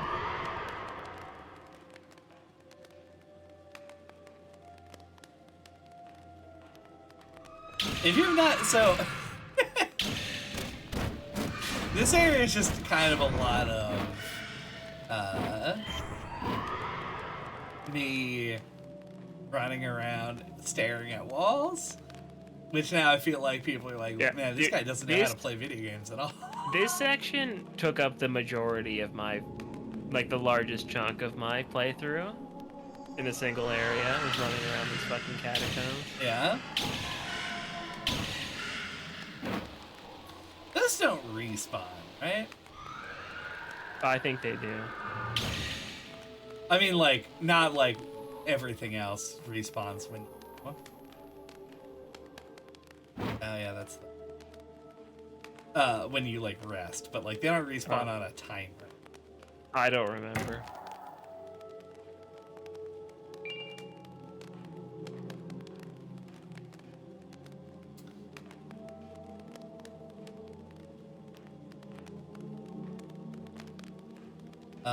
Yeah, you have to come back. There's like, I doubt you did this, but this wall here is like a weird texture on the wall. And I think it's like a 3-step process where you have to like get an item, come here, and then the wall will open. Like you can't just open it like you can any other wall. And then you play the VHS tape in a VCR that's behind that wall, and it shows you a corner of a wall in a different area that you then have to go to and shoot with a spell or a ranged weapon. And then that will drop a key that you get to get the white VHS tape. It's like a very involved process. No, I did not do any of that. Yeah, it's crazy. This is one of my favorite paragraphs I've ever read. Neely's second series on Adult Swim, Brad Neely's Hargnalin Sclopio PPO, was announced in May 2015. It was canceled after one season. Apparently the most recent thing he's done is he wrote a book, which is a parody of a biography titled You, Me, and Ulysses S. Grant in 2024. Interesting.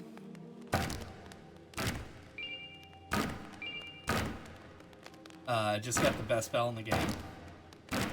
Coffin? Yep. There it is.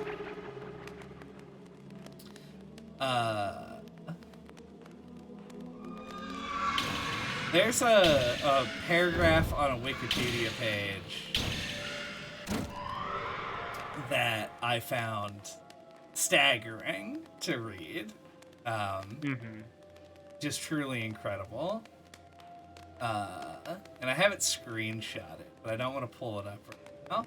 But it's from the Wikipedia. Were you aware? Did you know?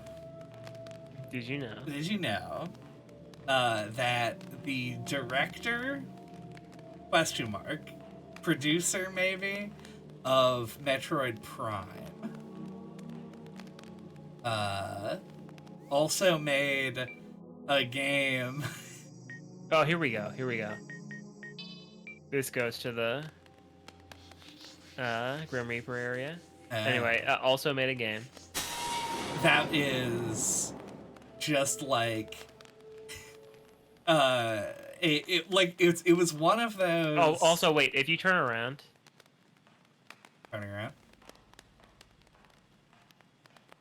Oh man, you went pretty far down there before I said that. Okay. I'm all the way back at the beginning. It like there's like a I feel like there should be a staircase like right before where like the entrance to this was. That would lead up to the forest maybe, or somewhere. But maybe not. Maybe I'm wrong.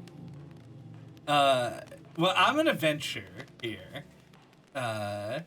Google a map of this area, and then you can tell me how to get to where I'm going.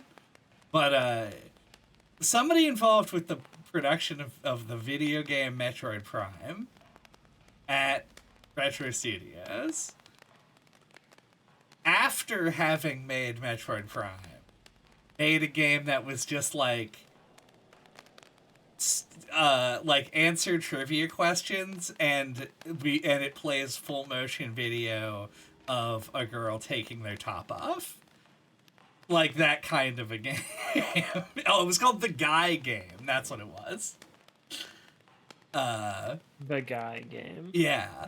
And there's a quote. First of all, there's a controversy because, like, there may have been people featured in the game that were not of age, which is obviously a problem for a lot of reasons.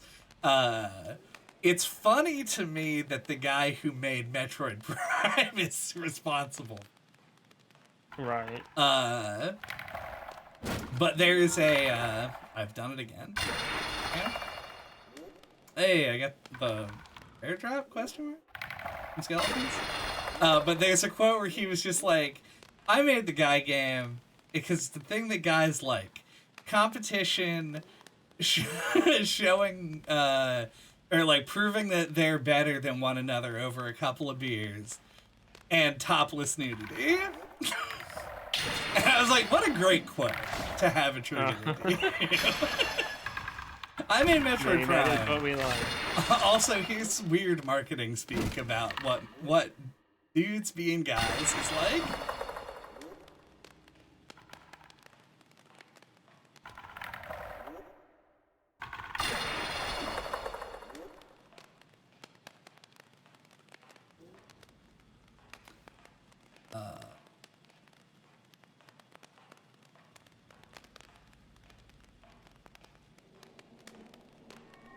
Can I avoid the phantoms in the maze?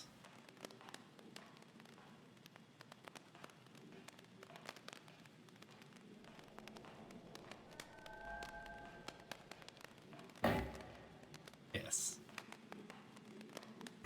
Ouch. I found a holy water. That seems bad for me.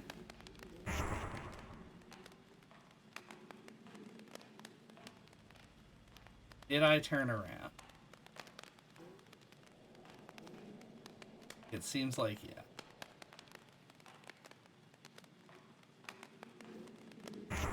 Ouch.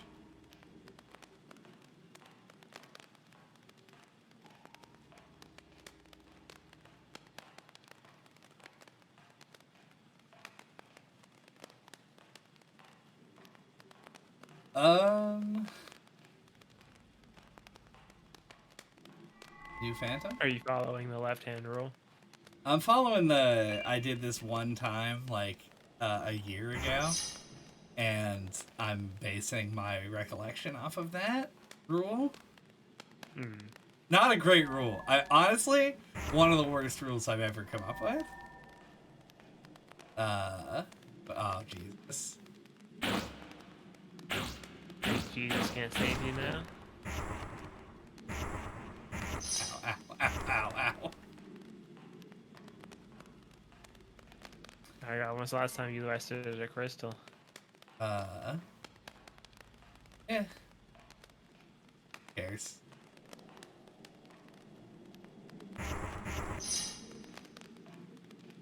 I've got 10 mana your health potions. That'll be fine. Oh, okay. Hold on, I'm gonna get out real fast.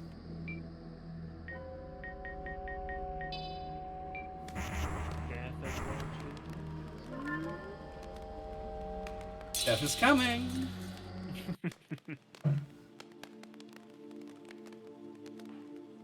I need a magic weapon. Is what I'm. Yeah. Also, I need. Can you? All right. Do me a favor. Google Ghost Flame, and also put Lunacid in there. I think that's what it's called. Ghost Light, maybe.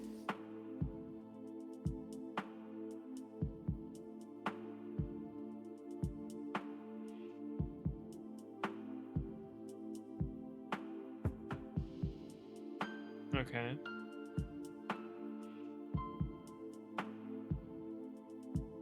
Where is it? Hold on. I'm reading. I'm reading. Found in the Shulker pools of the Hollow Basin. The Skulker pools of the Hollow. Shulker. Shulker. Shulker. Oh, Shulk from yeah, from Xenoblade. Yeah, makes sense.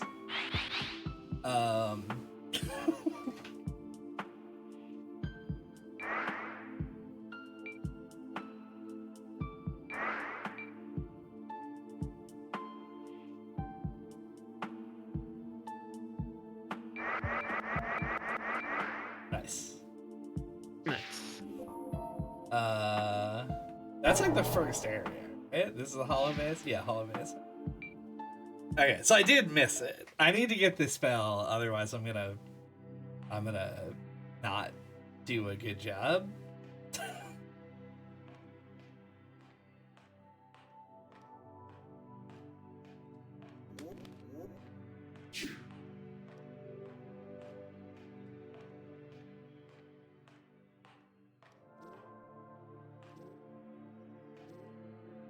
Why is this chest closed?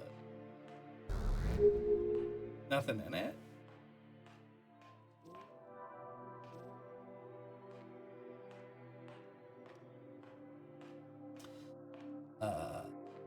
Also, I definitely need to not have my quick item be on the thing that instantly teleports me back to the spawn area. That would help, yeah.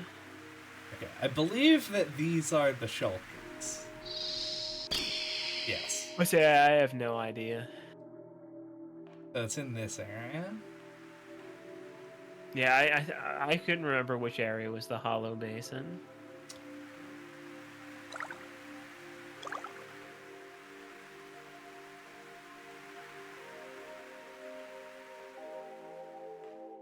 I don't know if it's like behind a hidden wall. I don't remember there being hidden walls in the first area, but I definitely had this spell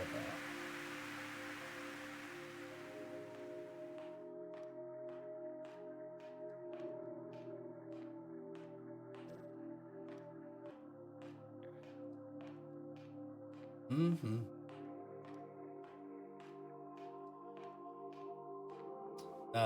Not this way.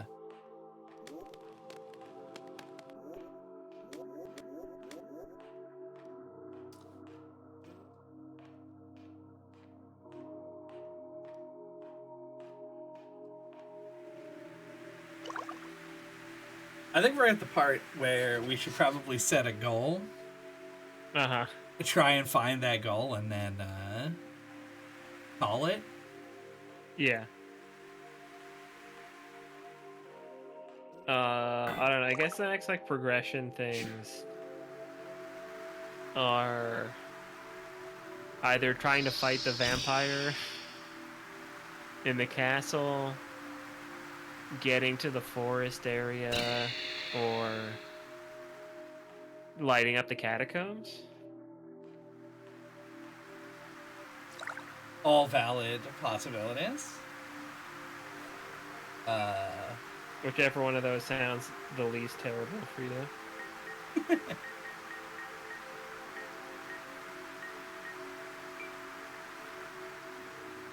I don't don't know. I am tempted to figure out more of the catacombs, but also...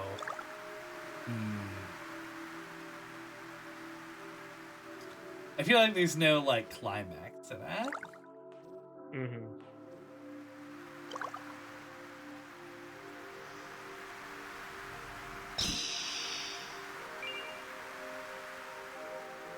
I don't think that I am capable of killing death. Oh, you have to have, like, a special for that.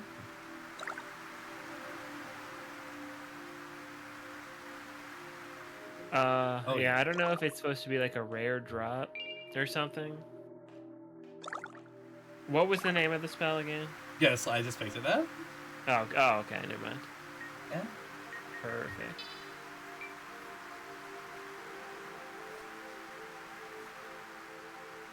Alright, so now we're gonna actually use a different weapon.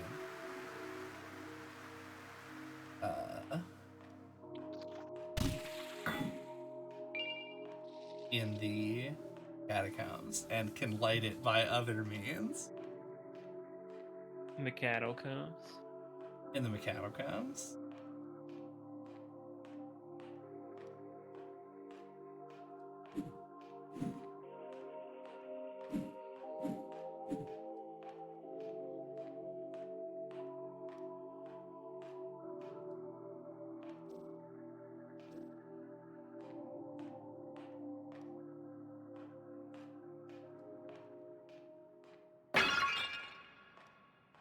Ooh.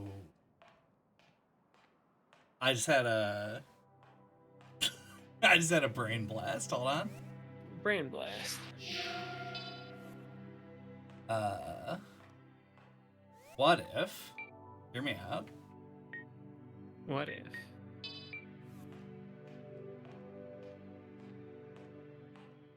Can I do this?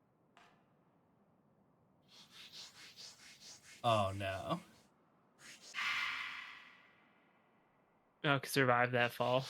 This is gonna take a second, but we're gonna make it work. Okay, yeah, just make like a staircase.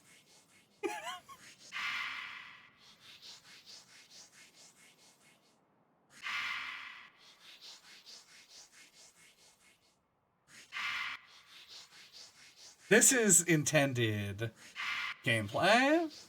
Mm-hmm.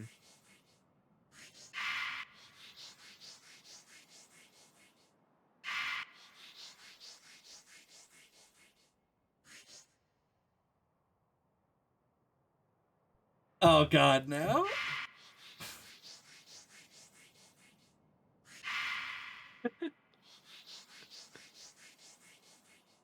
Oh no.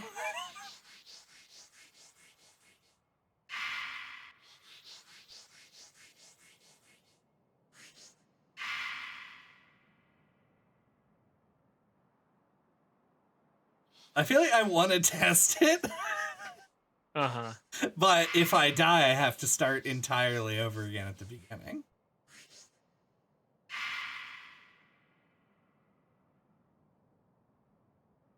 Oh.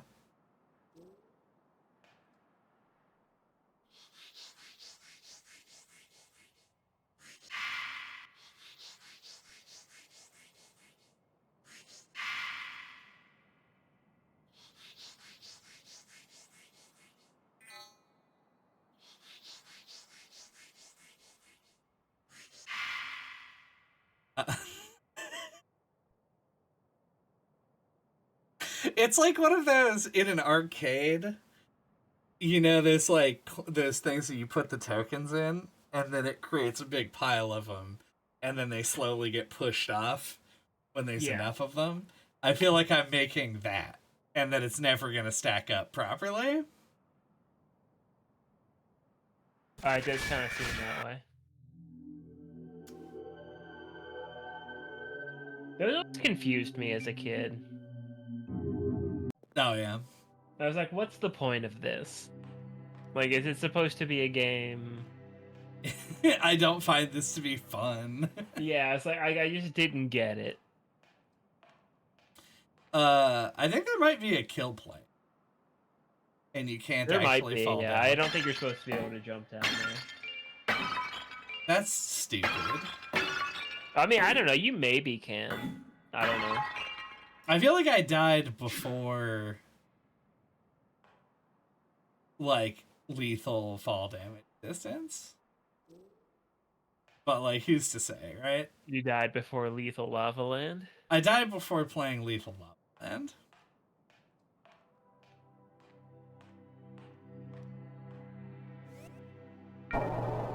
Alright, let's warp.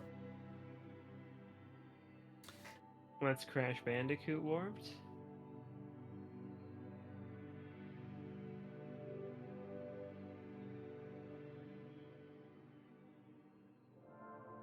What is that?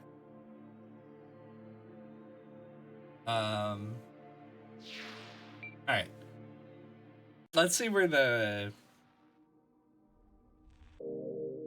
we can be led. Now that I have Ghost Light. It's so good. Also lightly annoying. And then we're gonna use the Dark Greatsword, I think.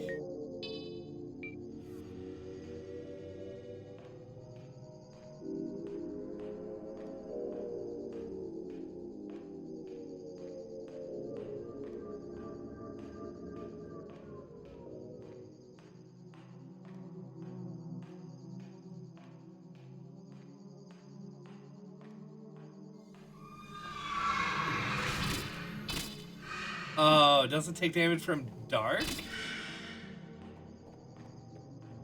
Alright, hold on. I guess that makes sense.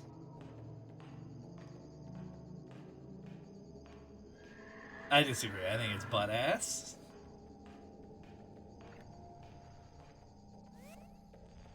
Oh, he chased me all the way up here. Classic. Oh, I realize I still have the torch, so I can...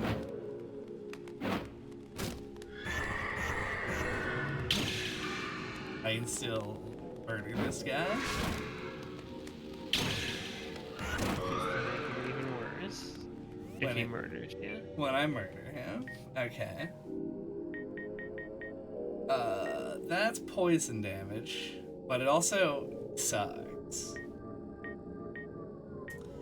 Dark doesn't do anything. The Ice Sickle, mayhaps? Mm-hmm. That could be elemental damage.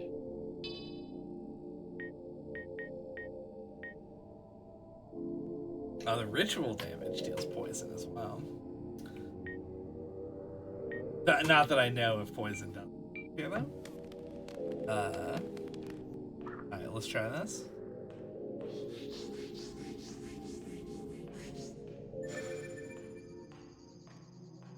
If it's just fire and light damage, then I guess we'll just choose some other thing. Yeah. Or find the vampire sword.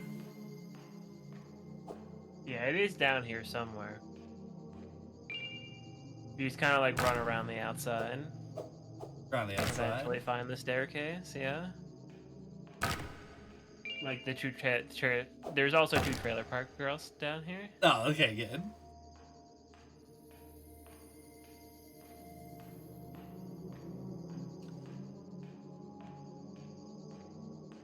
It's hard to tell what is the outside. Oh, yeah, I guess. That's fair.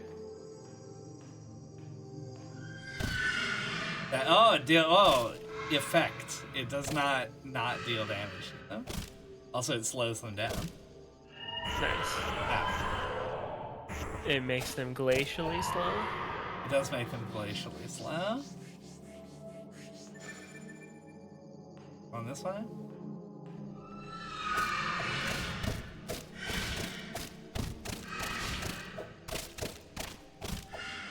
I can't tell if charging is worth it with this weapon.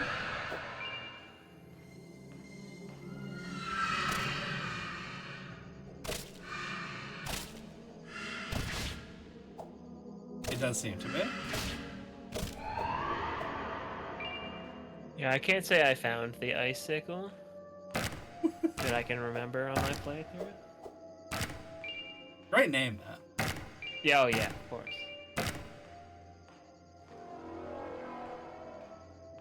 It's a terrible noise. Wish I could hear it. It just goes. Let us know in the comments if that was a good imitation of the noise.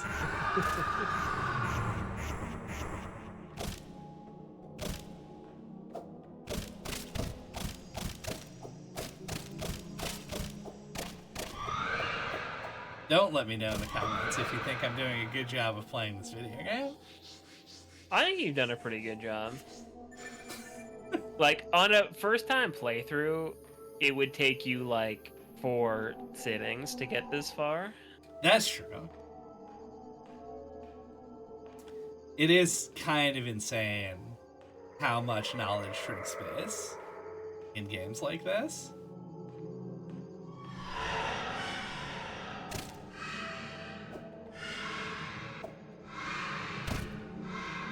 There was like 1 second where there was somebody else in viewing, and I bet that they're an experienced Lunacid player and just saw me in this area and then said, "All right, I'm out."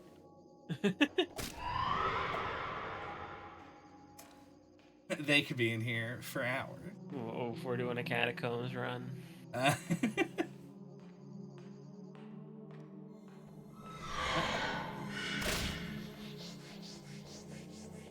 Just give me 1 second. Let's cast the spell real fast.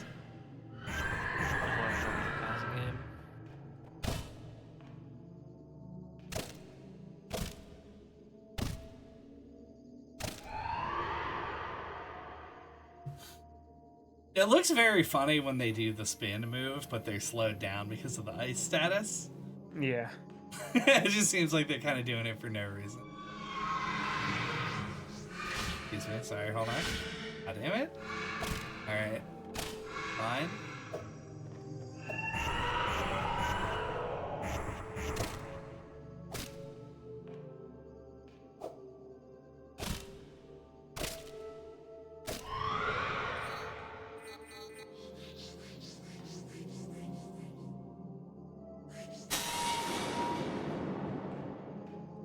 Surely this is the solution. Go down this way. There's definitely something over here. There's like at least one other illusory wall. There's like a weapon maybe over here.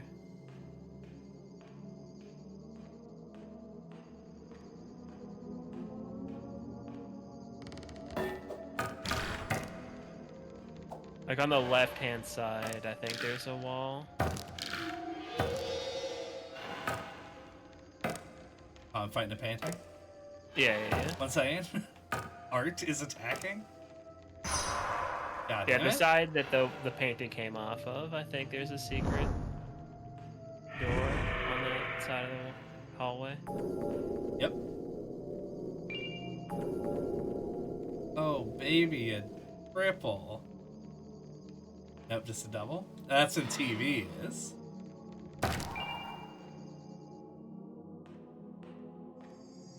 Yeah, there we go.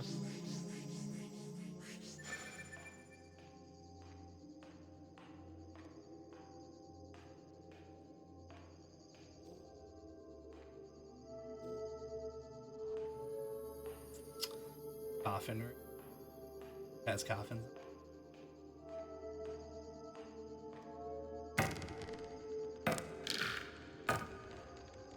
What's my other weapon? Oh, the torch. Am I gonna do more damage? Also, I'm cursed. Bummer.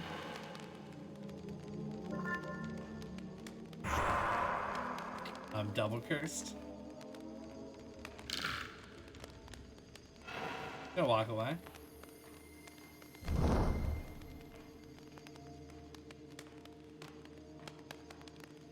There was. Here's an axe. Yeah, there you go. There's the weapon. That's a halberd. Beating. There's a painting in here. I'm fucking done. Get out.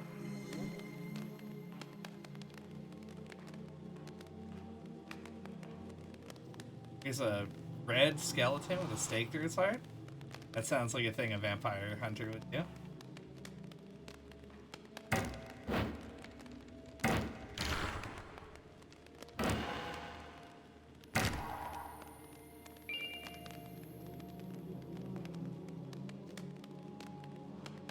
Oh, do you need to get the other sword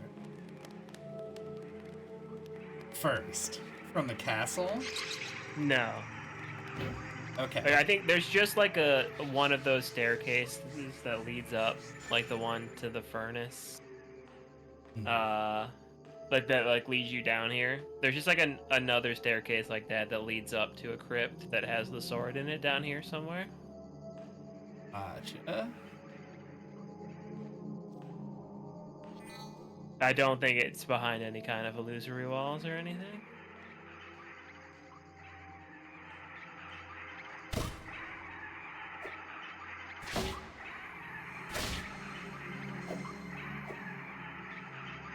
Alright, we're just going over. Oh yeah, it's one of those the Rat Kings there. Yeah, there's a Rat King, unfortunately. Pretty big bummer on that. Hard to kill. Easy to jump over there. Very low to the ground.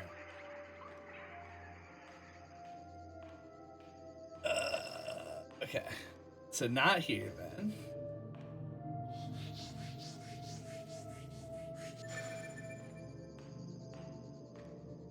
I just want like a really powerful magical weapon that produces light. Is that too much to ask?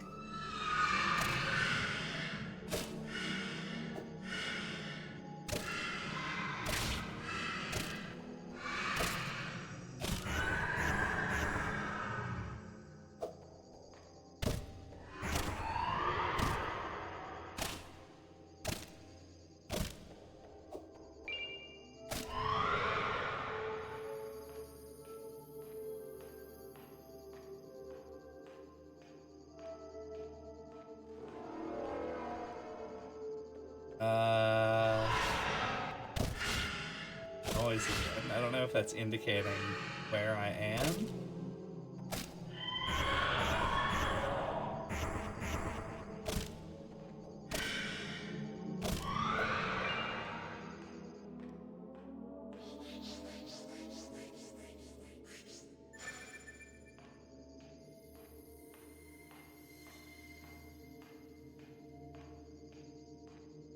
Oh wait, go back. Where am I? Okay, I'm going back. You like had fired a ghost light down a hallway, and I feel like you should have gone down that hallway. This one? Yeah. Okay, maybe not. There's like not a realistic difference between any area in this. I feel like I remember, like when I'm because I'm not the one playing. I don't really have like the mental map built out, but I feel like there is like kind of like a ring perimeter. Yeah, I looked up a literal map of this area. Yeah, when I was tried playing. to look one up and I couldn't find one. Found it. It was easy. Didn't Yep, wasn't there we worried go. at all. And there's a sword. Yeah, yep. Beautiful. It may be a secret. No, it just there's a secret. Yeah, like a little lever. Yeah, it pulls. Maybe that's how I get to the other boiler. Maybe. I don't remember where I know it's like down here somewhere, but it might be the area that leads to the forest has the other boiler, but I don't remember. Okay, that's dealing nearly double damage from the sickle, which is nice. Yeah, I know it's good against the horse heads. Because that's the way that I fought them. It's also much faster than... The Iron Club, unsurprisingly.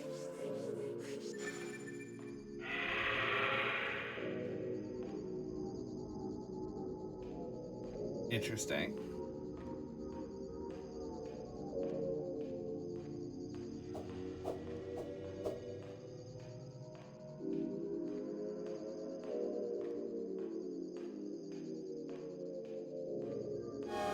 Oh, there's just fuck all back here?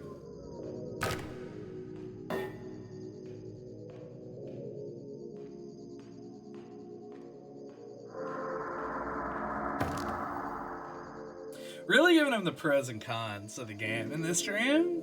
Yeah, I mean the catacombs are like the middle chunk of the game is like the most meandering part. Yeah, very slow, sort of looking around. Also, the secrets are like very literal, where it's like, oh yeah, you have to just like walk around in the dark.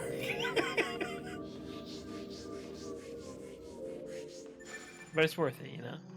That's worth it, you know?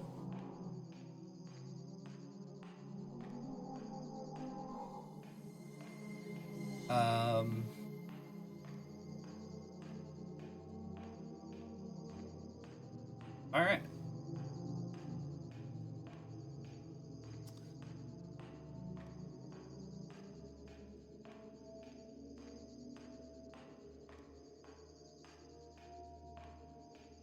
I bet the only thing left to do down here.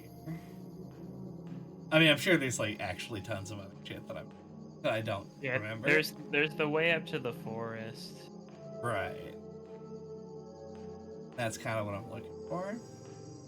I could go through the death experience one more time to try and find the end of that maze, because I know that it ends in a whole bunch of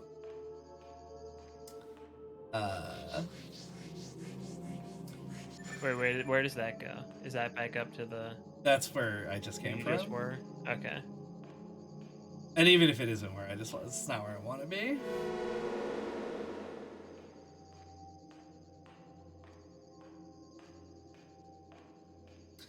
New York City.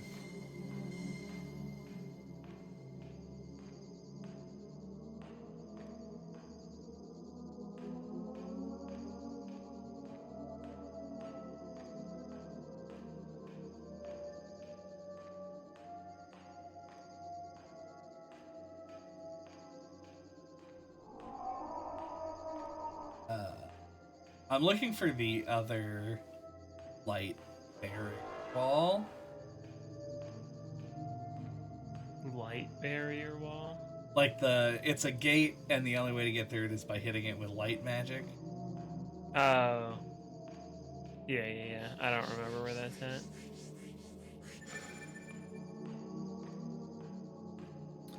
That's the first one that I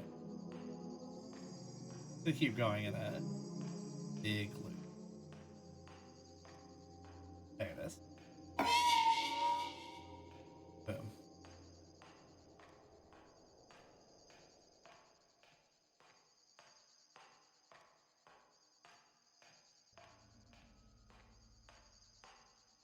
Okay. So my thought is, with the addition of a weapon that can actually deal damage to the specters, and the light spell, so I don't have to keep swapping back and forth, I can just brute force this maze and get to the end, and it won't be a problem. Thoughts? I ain't go for it.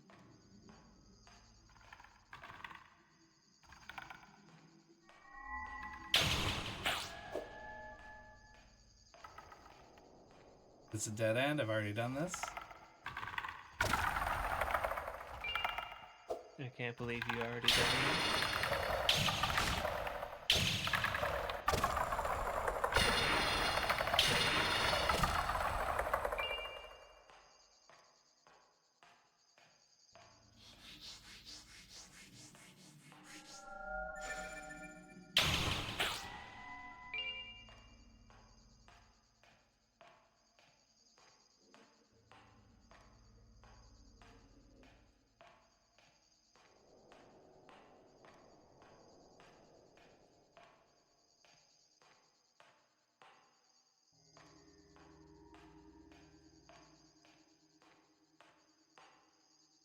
Uh,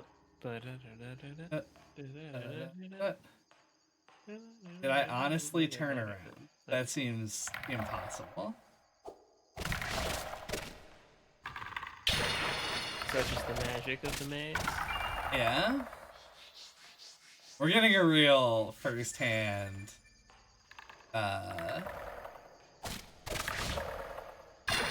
understanding of why I fucking hate mazes. Mm-hmm. Yep, I turned around. Fuck. Right.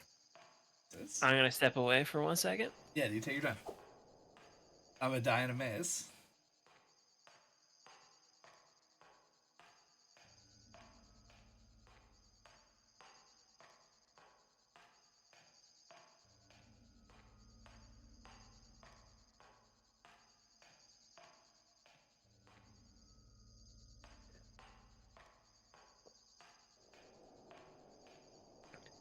I'm back. That truly was only a couple of seconds.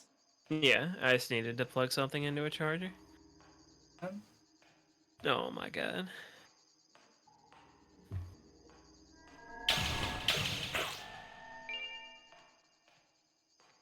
So, it is your end goal completing this maze? I think so, yeah? Alright, that makes sense.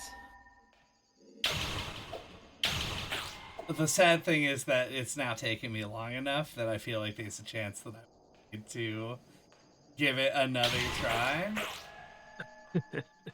Which will necessitate... Or you could just, like, go out in a blaze of glory. I could just go out in a blaze of glory. Dying to death. But look at me. Dude, yeah, dying to death. Dying to destined death. We made it, boys.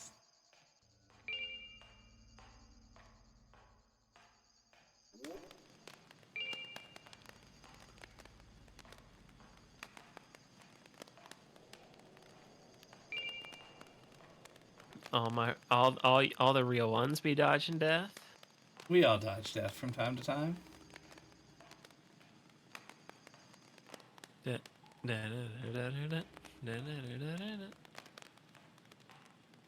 Dude, the real question, where's the Rascal remake?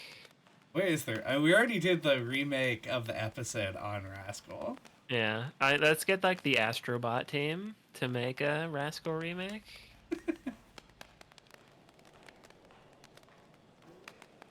We can't. It's like the perfect candidate because like the original's like got cool ideas but isn't good.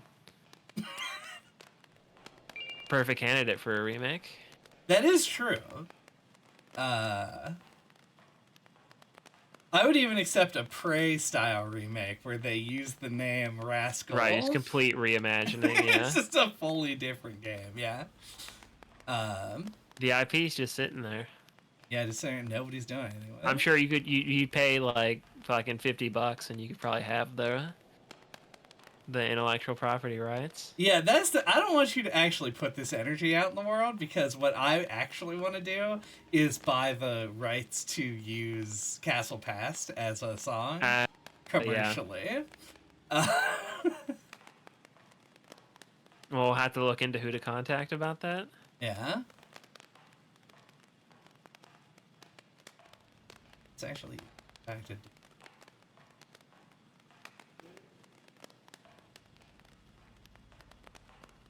But neither of them have things. We just have to comment on Scott 2 Network's channel enough times to have him cover the Castle Pass song. That would be funny. Like, what? The audience for that has to be, like, basically 0. Yeah. It's 2, actually. It is you and me. Just the two of us. We can make him cover it if we try. Just the 2 of us. I feel like I want to see death. Just a little bit before I crystal out. Found him. I've grown tired of living. I've grown tired of living. There he is. Yep. Look at that. Look at that.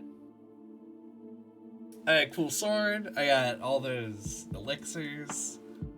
I The cool finished sword is the what we maze. are really all looking for in life. That's true. That's so true, bestie.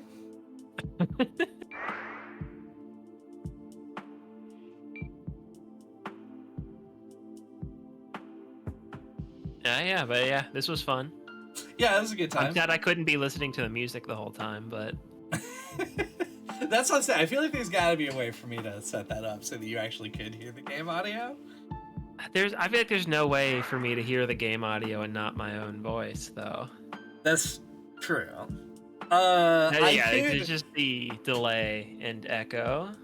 Yeah, I think it would yeah. fix both issues, or it would minorly adjust the issues of the delay if I just like streamed the game to Discord as well. But I would have to see what that did to my bitrate before doing it. Yeah, it would probably tank. Yeah, that's what I'd be worried about. Yeah. But we could at least try it next time that we do something like this. Sure. Yeah, I mean, I'd like to. Yeah, I feel like we should try some other fun ideas for games to stream. Yeah, I bought that N64 because I've been feeling nostalgic. I've been kind of like wanting to try to like complete the first 2 generations of Pokemon.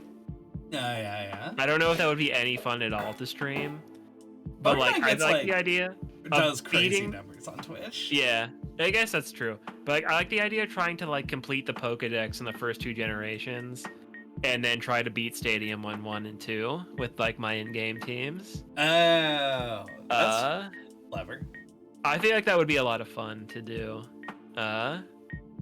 And maybe that would be a fun thing to stream. I don't know.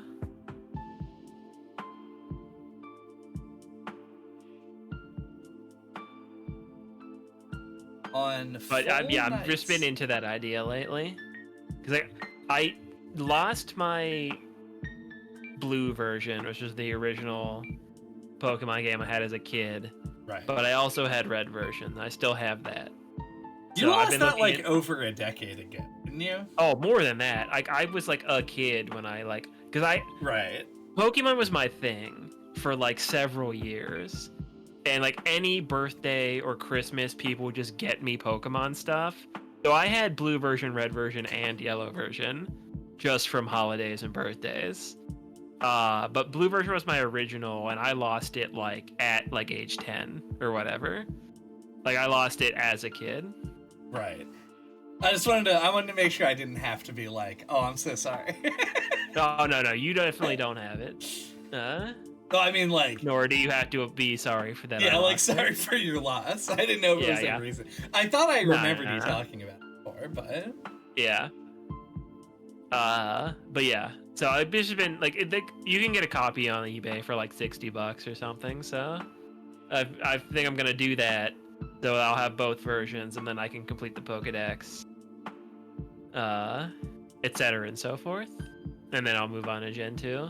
Yeah. I think that would be fun. I agree. But yeah, that seems like that would be a thing. I think, I don't know, you'd have to run it and see how it goes, like see how you're enjoying it. Sure.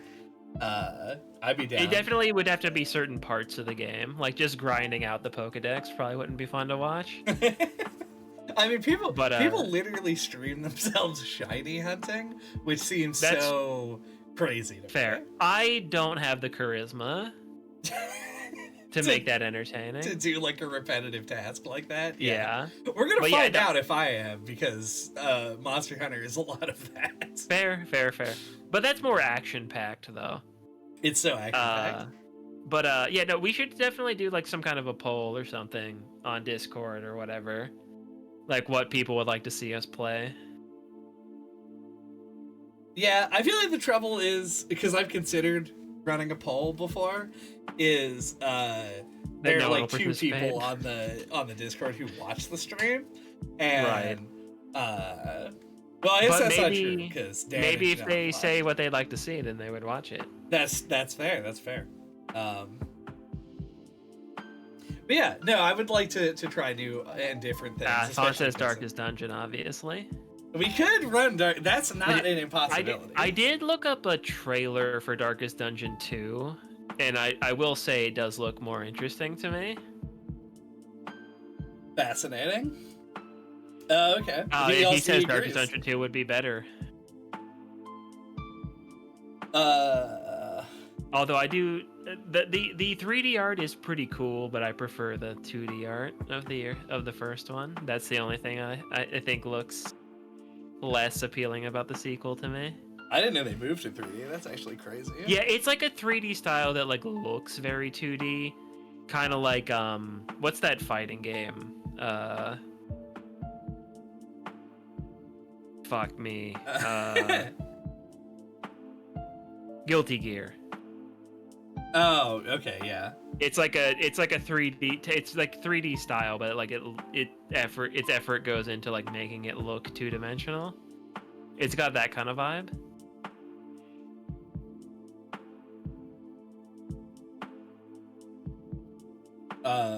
But yeah, that would be a thing. Like, I would easily play that on stream, just because it would be funny to, and even if I was terrible at it and just suffered. Yeah, I think would still be entertaining in some capacity to me, for sure.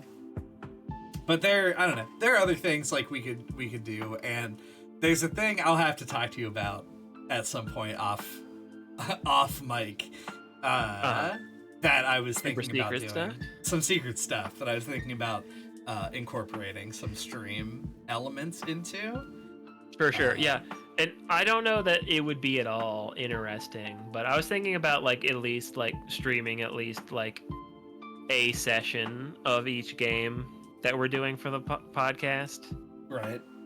It saves you having to separately record. Yeah. Like, so, yeah, if anyone would be interested in that, that would make sense to do at least. That's kind of what I was gonna say Joseph Anderson, but he doesn't actually make YouTube videos, so No, not anymore. I know of people who make content that is like on a game by game, and they stream themselves playing the game to like have something going on in between. Yeah. So I can see that working. Did you make this yourself? It's Not Gonna Rain Anymore. Yeah. I made it. All of the edits that I made are through OBS. So it's not like I didn't actually edit the image. It's still the background image. I just put text over top of it. Yeah, you can tell it's not the same font, or I can tell it's not the same font. Anyway. I'm pretty sure most people could tell it's not the same font. I think most people wouldn't even notice. Possibly. It's closer when it's unbolded, because our branding is bolded. Right. Semi-bold. Semi-bold.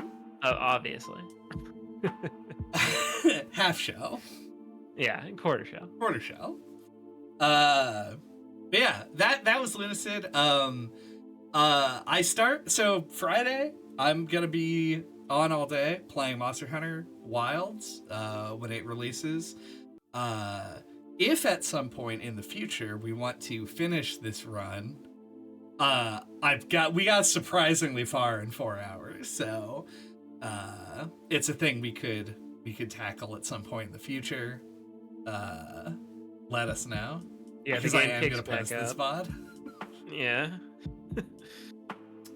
But otherwise, yeah. The latter half would be fun to watch for sure. Yeah, because I don't think I really need to go into the. I need to go into the catacombs to get to the forest.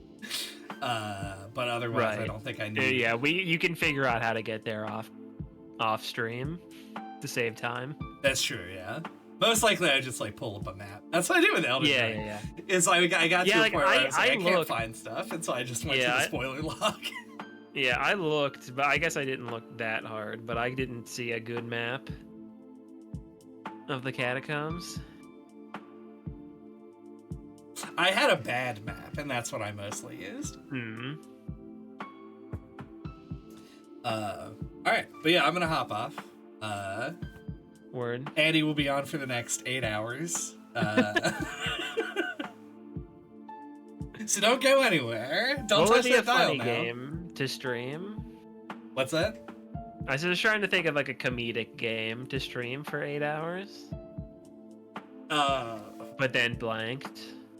One of the funniest streams I've ever seen. Just stream like Peggle for 8 hours. Yeah, was 8 hours of someone installing Microsoft Flight Simulator while Windows built-in text-to-speech read the entire like warnings manual. Yeah, it's just me trying to troubleshoot installing something that I can't figure out how to install. Yeah, that could be fun. Yeah, for the next 8 hours. For 8 hours until what time is that in our time? 5 a.m. Seems good. Yeah. All right. Thanks for hanging out. If you were here. Yeah. Yeah. Thanks, Fun. Yep. Thanks Been to real. that guy who came in and was like, "Uh-oh, catacombs," and then bailed.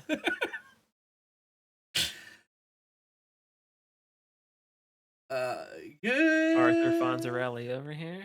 Yeah.